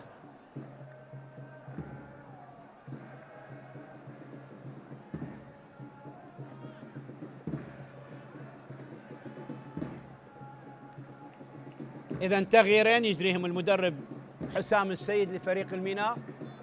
هاي التغيير الثالث للميناء، التغيير الثالث لفريق الميناء. كرة اللعب، وزيري، أسامة عنبر اللاعب اليمني. عادت الكرة برأس من ماكنزي. كليتش، الصناطي، توسيلا، ماكنزي يحاول. ماكنزي، عادت الكرة إلى خطأ لمصلحة نادي الميناء، نادي النجف.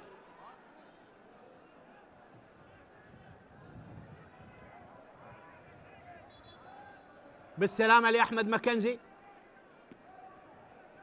شوف الحالة والدخول القوي لاعب توسيلا كيسندا، وبالتالي بالسلامة إن شاء الله. يتعرض عشاق السفانة يؤازرون بعد النتائج، بعد وجود السيد حسام السيد.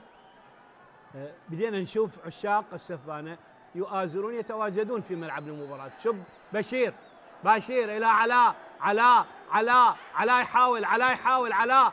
المن طالت وعادت مرة أخرى إلى شبر يلعب إلى ماكنزي يحاول. ماكنزي بينية إلى رضا مقطوعة. تعود الكرة إلى أندريا الصناطي مرة أخرى من توسيلا. الصناطي، تعود الكرة إلى تاكوارا إلى عبد سليم حماد.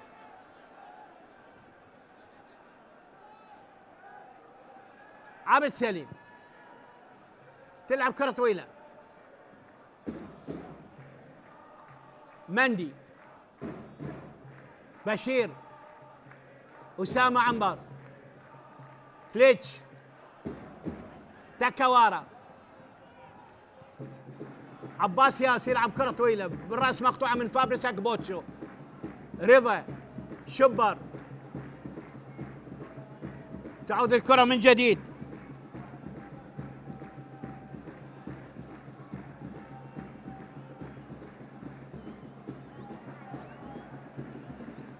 إياي بليفي،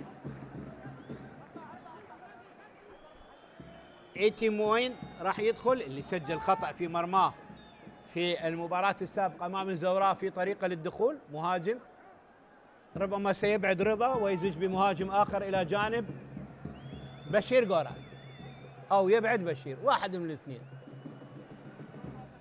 رضا عبد العزيز يلعب الكرة، طالت على رضا، مرت للحارس عبد سليم. تاكوارا،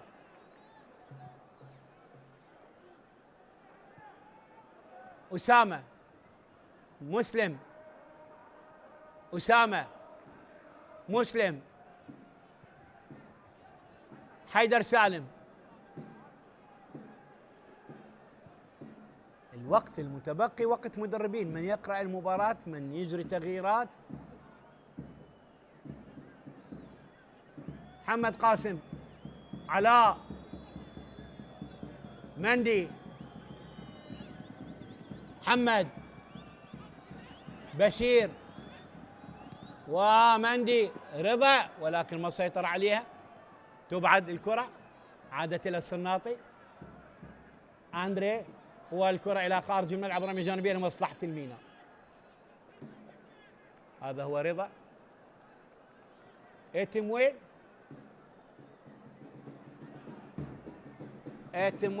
ومثل ما توقعت بدلا من رضا.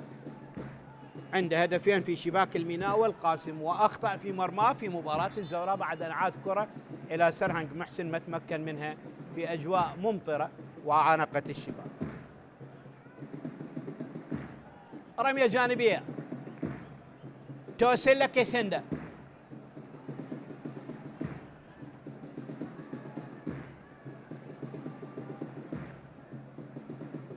مقطوعه الكره. ماكنزي حاول يمر، كليتش، توسيلا، مرة أخرى الكرة إلى كليتش، مسلم،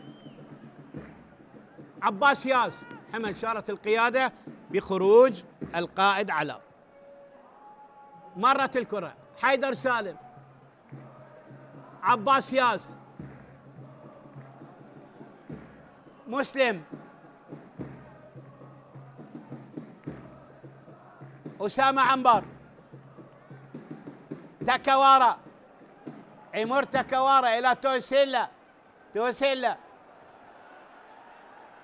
ومقطوعة من محمد جاسم إلى رمية جانبية، ويبدو الحكم احتسب ركلة حرة لمصلحة نادي النجف. بالسلامة للقائد محمد جاسم، أكثر من 6 سنوات مع فريق النجف.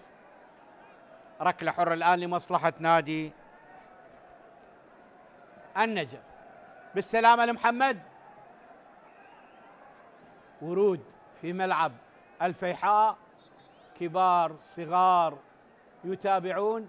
هذه واحدة من المميزات الإيجابية في ملاعبنا من بطولة كأس الخليج. بدينا نشوف عوائلنا الكريمة تتواجد حتى في دورينا وتؤازر منتخبنا. لنا موعد قادم بإذن الله يوم 20 من الشهر الجاري في ملعب جذع النخلة، ومباراتنا المهمة مع الكويت. كلنا أسود رافدين.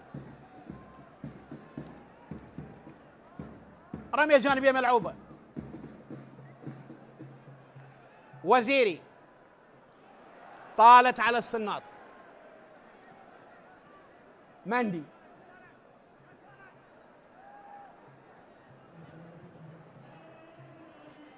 كرة طالت إلى حارس المرمى عبد سليم.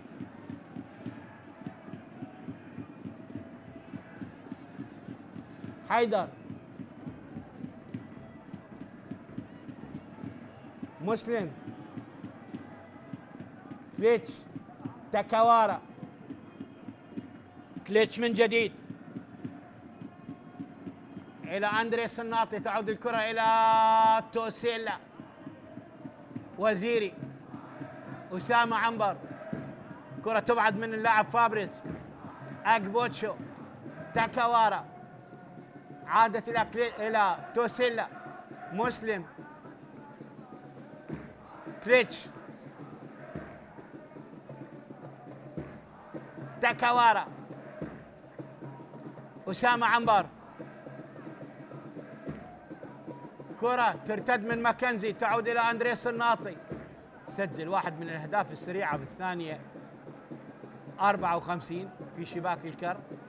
عادت الكرة مقطوعة من محمد، تعود الكرة إلى شبر يلعب الكرة، تعود الكرة من جديد، عادت مرة أخرى إلى مندي يحاول، مندي يلعب الكرة، تعود الكرة إلى إيتيم وين ورايو صفارة. تسلل،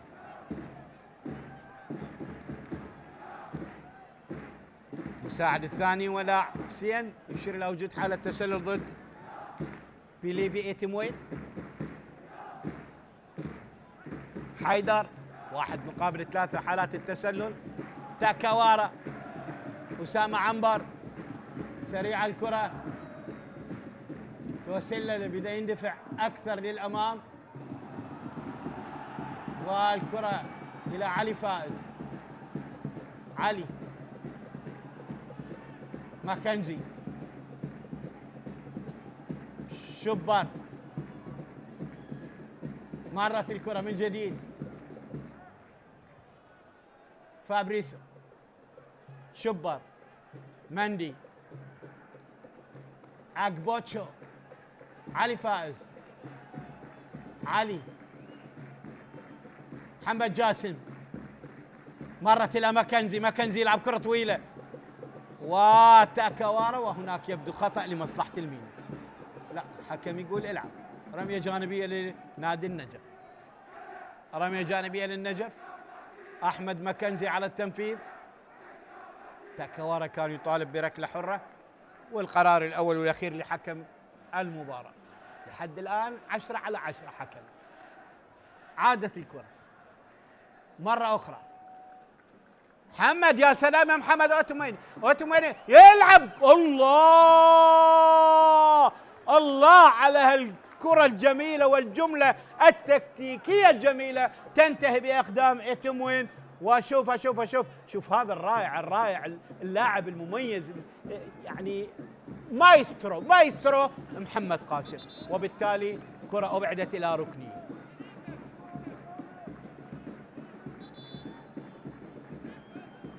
الخيارات لمدرب منتخبنا الوطني، هو صاحب القرار الأول والأخير، وعلى عاتقه تقع مسؤولية الخيارات. لا يعني عدم استدعاء محمد قاسم نهاية المطاف، لا، محمد قاسم نجم لامع مميز، لاعب شوف اليوم يلعب بكل غيرة ويثبت أنه لاعب مميز. الأيام القادمة ممكن أن يكون مع المنتخب، لكن خلف المدرجات راح يشجع الأسود ويشجع زملاء اللاعبين. ركلة حرة لمصلحة المينا.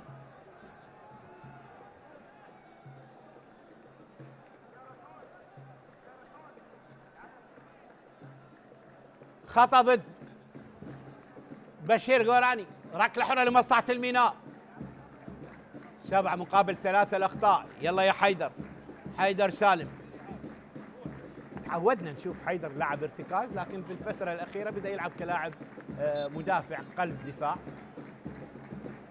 لاعب شاب مميز، قدم مباريات جميلة. هناك مجتبى علي صاحب أكثر عدد من الإنذارات، الطرد، 3 بطاقات حمراء هذا الموسم. حميد علي بطاقتين في الميناء عنده 6 بطاقات حمراء، أكثر الأندية إشهارا للبطاقات الحمراء، بينما النجف عنده بطاقة واحدة لأحمد ماكنزي أمام دهوك. خطأ الآن.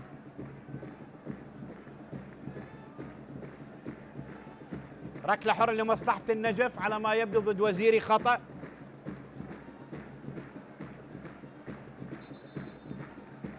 بالسلامة لمحمد جاسم. 74 دقيقة 16 دقيقة.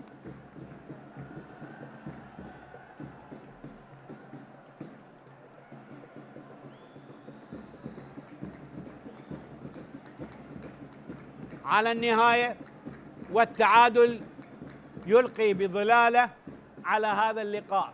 هدوء في مدرجات الملعب، لكن الطبول لن تتوقف، وحسام السيد هو الآخر لن يتوقف. توجيهاته مع عبد الغني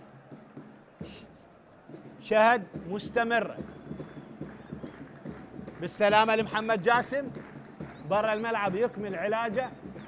75 دقيقة من عمر المواجهة. هذه الكرة والدخول والتسديدة والهدف للتعادل بمجهود فردي رائع. يا الله يا الله يا الله. تسلم رجليك يا مايسترو.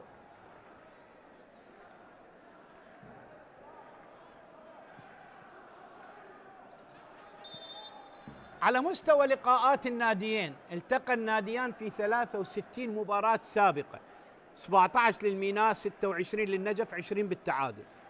الموسم الحالي مثل ما ذكرت 3-2 للنجف. أكبر فوز للميناء 6-0 على النجف موسم 99-2000، وأكبر فوز للنجف على الميناء 4-0 موسم 97-98. أول مواجهة جمعت الفريقين موسم 87-88 انتهت بالتعادل بهدف واحد لكلا الفريقين. هذه المواجهة رقم 64 اللي تجمع الفريقين. كرة عالية إلى وزيري، تو بعد من فابريس، تذهب الكرة إلى مندي، مندي يحاول، ضاغط عليه أسامة عنبر، يمر مندي يلعب إلى بشير والكرة إلى حارس المرمى عبد سليم حمد. نهض بشير، عبد سليم،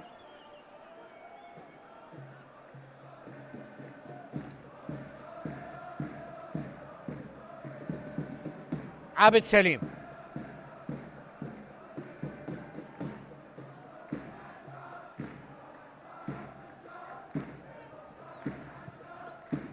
تلعب الكرة طويلة بالرأس مقطوعة من علي فاز، شبر، محمد جاسم، ماكنزي، طالت، توسيلا، تعود إلى السناطي، تذهب إلى توسيلا من جديد، توسيلا إلى وزيري يحاول، إلمن إلى أندري السناطي، أندري يلعبها بعيدة وبالرأس من علام هاو، تعود إلى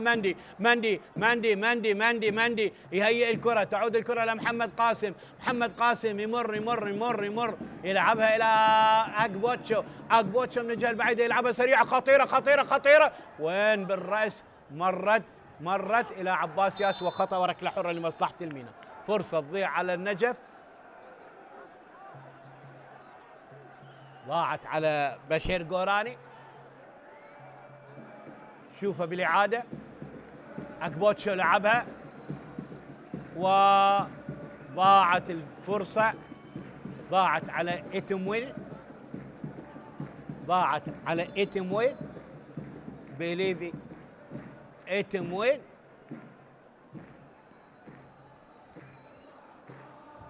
خطأ وركلة حرة لمصلحة نادي الميناء.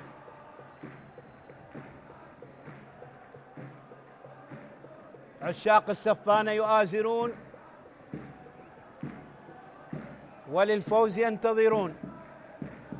هذا القائد علاء اللي ترك الملعب وصاحب الهدف الأول في المباراة من ركلة جزاء.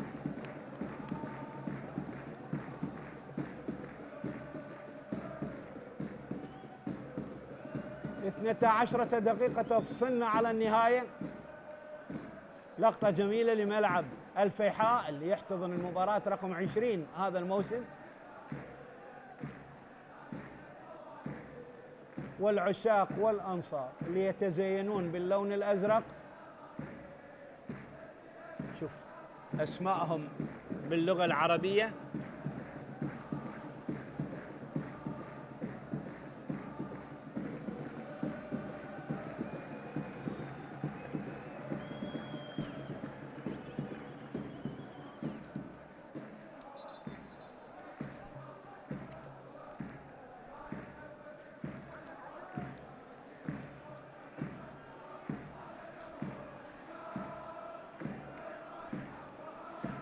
هذه المشاركة 37 لنادي النجف. الميناء أول نادي استخدم الأسماء العربية في موسم 2021 بالمرحلة الثانية، وأول نادي عراقي يقود لحكم أجنبي مباراة في دورينا، كانت أمام الأمانة موسم 82-83. ريدو مينو كان مهندس زراعي بولندي وهو حكم، والاتحاد انطاه فرصة وقاد أول مباراة أول حكم أجنبي يقود للميناء. إذن خروج كرار ودخول مهند عبد الرحيم.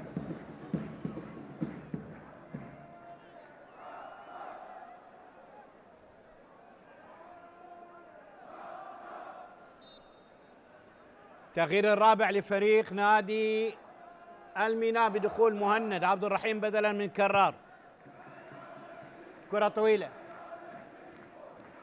كلا المدربين استخدم ورقته الهجومية من أجل التسجيل والخروج بنقاط المباراة. توسيلا قصيرة مقطوعة من محمد، علي فاز،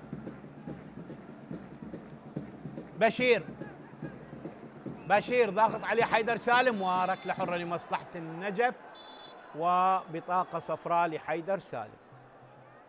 بطاقه صفراء لحيدر سالم.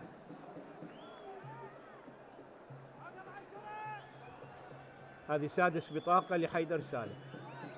كان عنده 5 بطاقات امام الطلبه والشرطه ونفق نيسان والكهرباء واربيل، وهذه البطاقه السادسه امام النجف.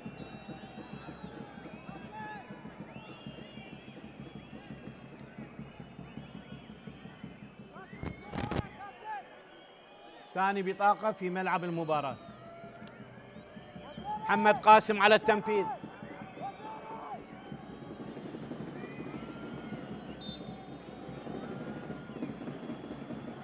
ثالث بطاقة في ملعب المباراة.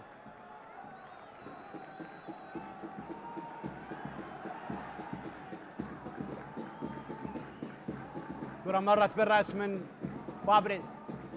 محمد قاسم.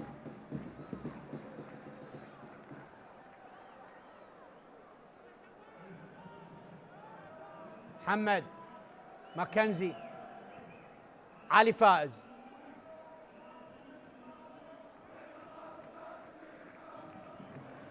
فابريز. شبر. علي. محمد جاسم يلعب الكرة لماكنزي، قصيرة من ماكنزي، ترتد. أسامة يلعبها، لا على التعيين، أقرب إلى علي. علي فائز. علي يلعب كرة. توسيلا. تاكاوارا. أسامة عنبر. سريع على توسيلا، يحاول يهيئ كرة لنفسه ويلعبها نية حلوة لمهند، وإلى حارس المرمى رضا عبد العزيز. كرة حلوة إلى مهند، تمر ضعيفة إلى رضا. خروج حاسم من عبد سليم، أبعد الكرة. مسلم. ترتد من علاء.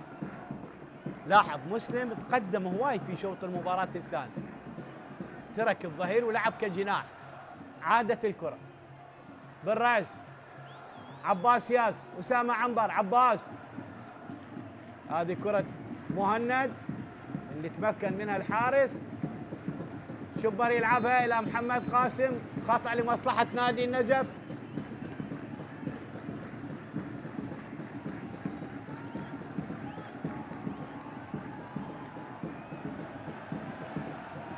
علي يبدو يشكو من إصابة. رمية جانبية ملعوبة. مسلم. كليتش. حيدر سالم. السناطي. أسامة. أندري. وتنقطع الكرة من إيتمويل. رمية جانبية لمصلحة المينا. توسيلا.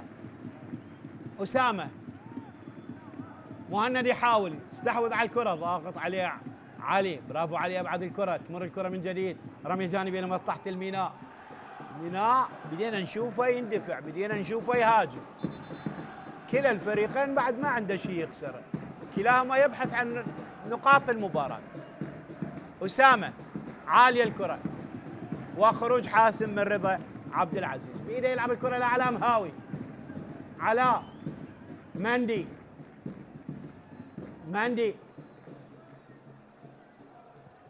سريع الكرة، مرت سهلة لعبد سليم حماد. عباس. حيدر سالم.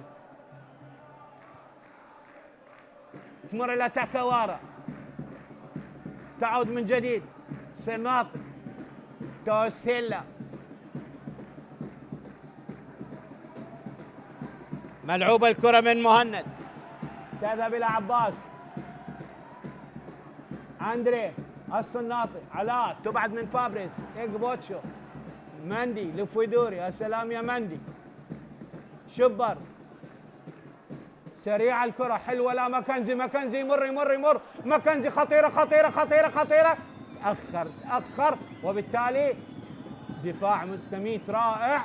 تراجع، وكرة مرت بشير، محمد قاسم، تعود الى مندي، مندي يحاول يسدد، ضاغط عليه كليتش، ضاغط عليه كليتش، وبالتالي ايضا قلت خطورته. دفاع مستميت دفاع نادي الميناء، غلق المنطقه بالتمام على لاعبين نجف. مرت الكره الى مهند، مقطوعه من فابريس اكبوتشو، تعود الكره من جديد، تذهب الكره الى محمد جاسم، الى محمد قاسم، محمد بينيه لا بشير، ترتد الكره، وزيري، وخطا وركله حره لمصلحه الميناء. لحد الان وزيري لم يفعل شيء،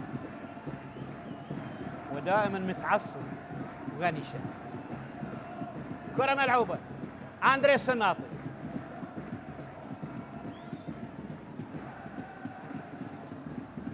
ومحاوله والكره مرت.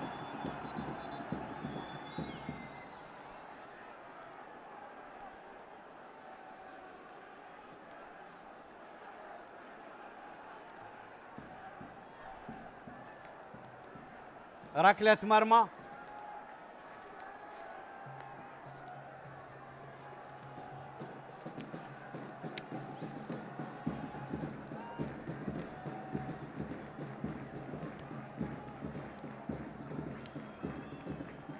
طويل الكرة من جديد، تعود مرة أخرى،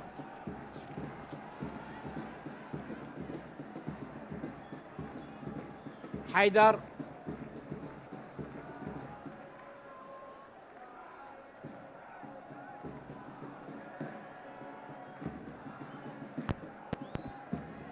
حيدر من جديد. إذا استمر التعادل الميناء يبقى بمركز السادس عشر ب25 نقطة، والنجف يقفز للمركز الثالث عشر ب30 نقطة. تلعب من ماكنزي، محمد قاسم، محمد بينية، طالت الكرة إلى حارس المرمى رضا عبد سليم. عبد، 2 و10 ثواني تفصلنا على النهاية. مقطوعة الكرة من جديد، مندي يحاول، من سيظفر بنقاط المباراة الثلاث؟ فابريس، محمد، قصيرة ترتد من أسامة عنبر، علام هاوي، شبر، علي فائز، تمر الكرة إلى محمد جاسم، مندي، شبر، مندي، علي، طويل الكرة من علي، مسلم، حيدر، كليتش، توسيلا، مرتضى علي مرس في طريقة للدخول، توسيلا، يبدو علي فائز يشكو من إصابة. كرة مرت، أندري الصناطي، كرة خطيرة بالرأس مقطوعة، تعود من جديد، أندري مرة أخرى يستلم الكرة، يحاول يمر الآن، يلعبها، ولكن وين؟ سهلة للحارس رضا عبد العزيز. 90 دقيقة في طريقها للخلاص، نلعب بالدقيقة الأخيرة من عمر المباراة. زاخو في صدارة الترتيب ب46 نقطة، وإذا ما استمر الزوراء فائز سيقفز مؤقتا للصدارة ب49 نقطة. كرة مرت، أسامة، توسيلا، ممكن نشوف 3 دقائق فقط يضيف حكم المباراة لا أكثر. مرتضى في طريقة للدخول، نقطة أفضل من أن تخسر المباراة. أندري يلعبها لا توسيلا، توسيلا سريع ماشي سريع لبعة، ومرة أخرى يلعبها ولكن ترتد من علي. من جديد الكرة ملعوبة، مندي يحاول يلعب كرة طويلة، وطالت على إيتم وين إلى رمية جانبية. تغيير الآن، مرتضى 4 دقائق أضاف، 90 دقيقة انتهت. 4 دقائق أضاف حكم المباراة مرتضى علي مرس يدخل بدلا من علاء مهاوي.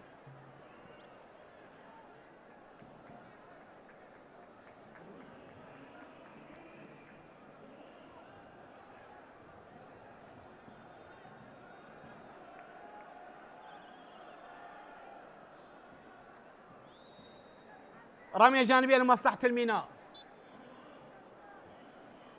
تاكاوارا، كليتش، حيدر سالم،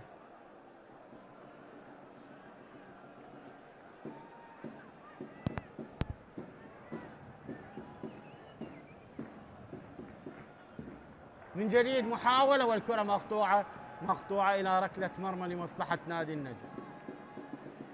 طالت على وزيري، الدقيقة الثانية من الوقت المحتسب بدل ضايع.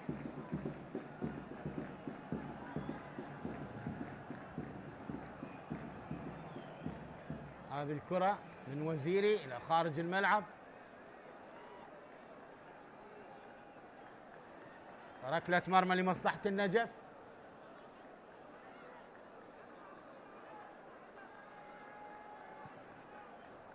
كرة تلعب طويلة، مرت إلى شبر، قطع لمصلحة نادي النجف. محمد قاسم، عقبوتشو يلعبها، ترتد من توسيلا، تعود مرة أخرى إلى توسيلا من أندري الصناطي، تذهب إلى تاكاوارا. تاكاوارا يلعب الكرة طويلة، ترتد الكرة، أندري الصناطي يلعبها، المن تنقطع من فابريس، تمر كليتش، فابريس، شبر، حلوة إلى مندي، مندي مور، مندي خطأ وركلة حرة لمصلحة نادي النجم. شبر يحتج على قرار الحكم ويطالب بأن يقول له كان ممكن تنطيه ادفانتج، نهض.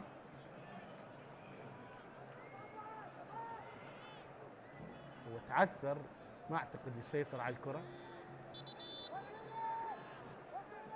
ربما كان يبحث ايضا على انذار. مندي ترقب وحذر من عبد سليم.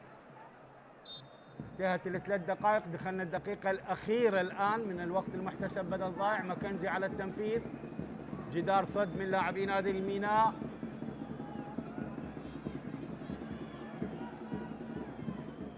وإلى خارج الملعب إلى ركلة مرمى. ماكنزي طالب بركنية. آخر اللحظات، تعادل بطعم الفوز للنجف، والميناء على ملعبه يفقد نقطتين. طبعا هذا التعادل رقم 7 للميناء، والتعادل رقم 9 للنجف، تعادل التاسع للنجف. إذا نقطة لكلا الفريقين. الميناء يبقى بمركز السادس عشر ب25 نقطة، والنجف ب30 نقطة يقفز إلى المركز الثالث عشر. كرة اللعب، وصافرة حكم اللقاء السيد محمد صلاح تعلن نهاية أحداث هذه المواجهة بتعادل إيجابي ما بين النجف ومضيف الميناء. الميناء تقدم بركلة جزاء بدقيقة 6، وعادل عن طريق علاء عبد الزهرة، وعادل محمد قاسم بالدقيقة 57 لتنتهي هذه المباراة بتعادل الفريقين. حظ أوفر للفريقين. شكرا لمتابعتكم، وإلى لقاء قادم آخر بإذن الله.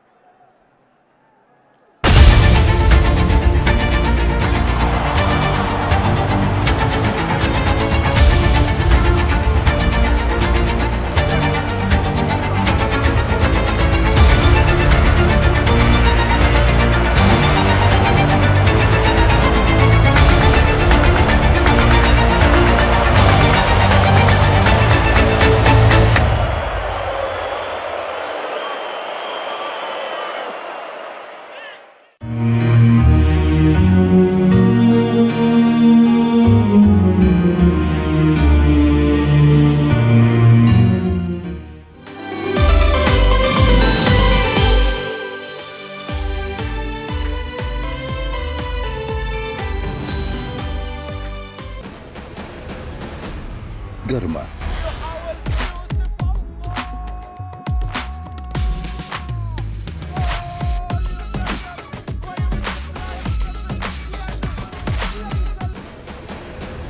نفط البصرة.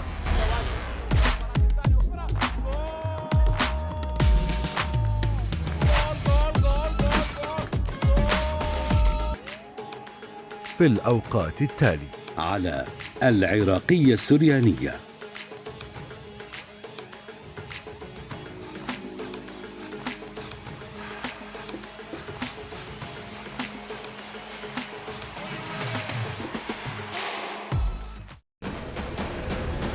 زاخو.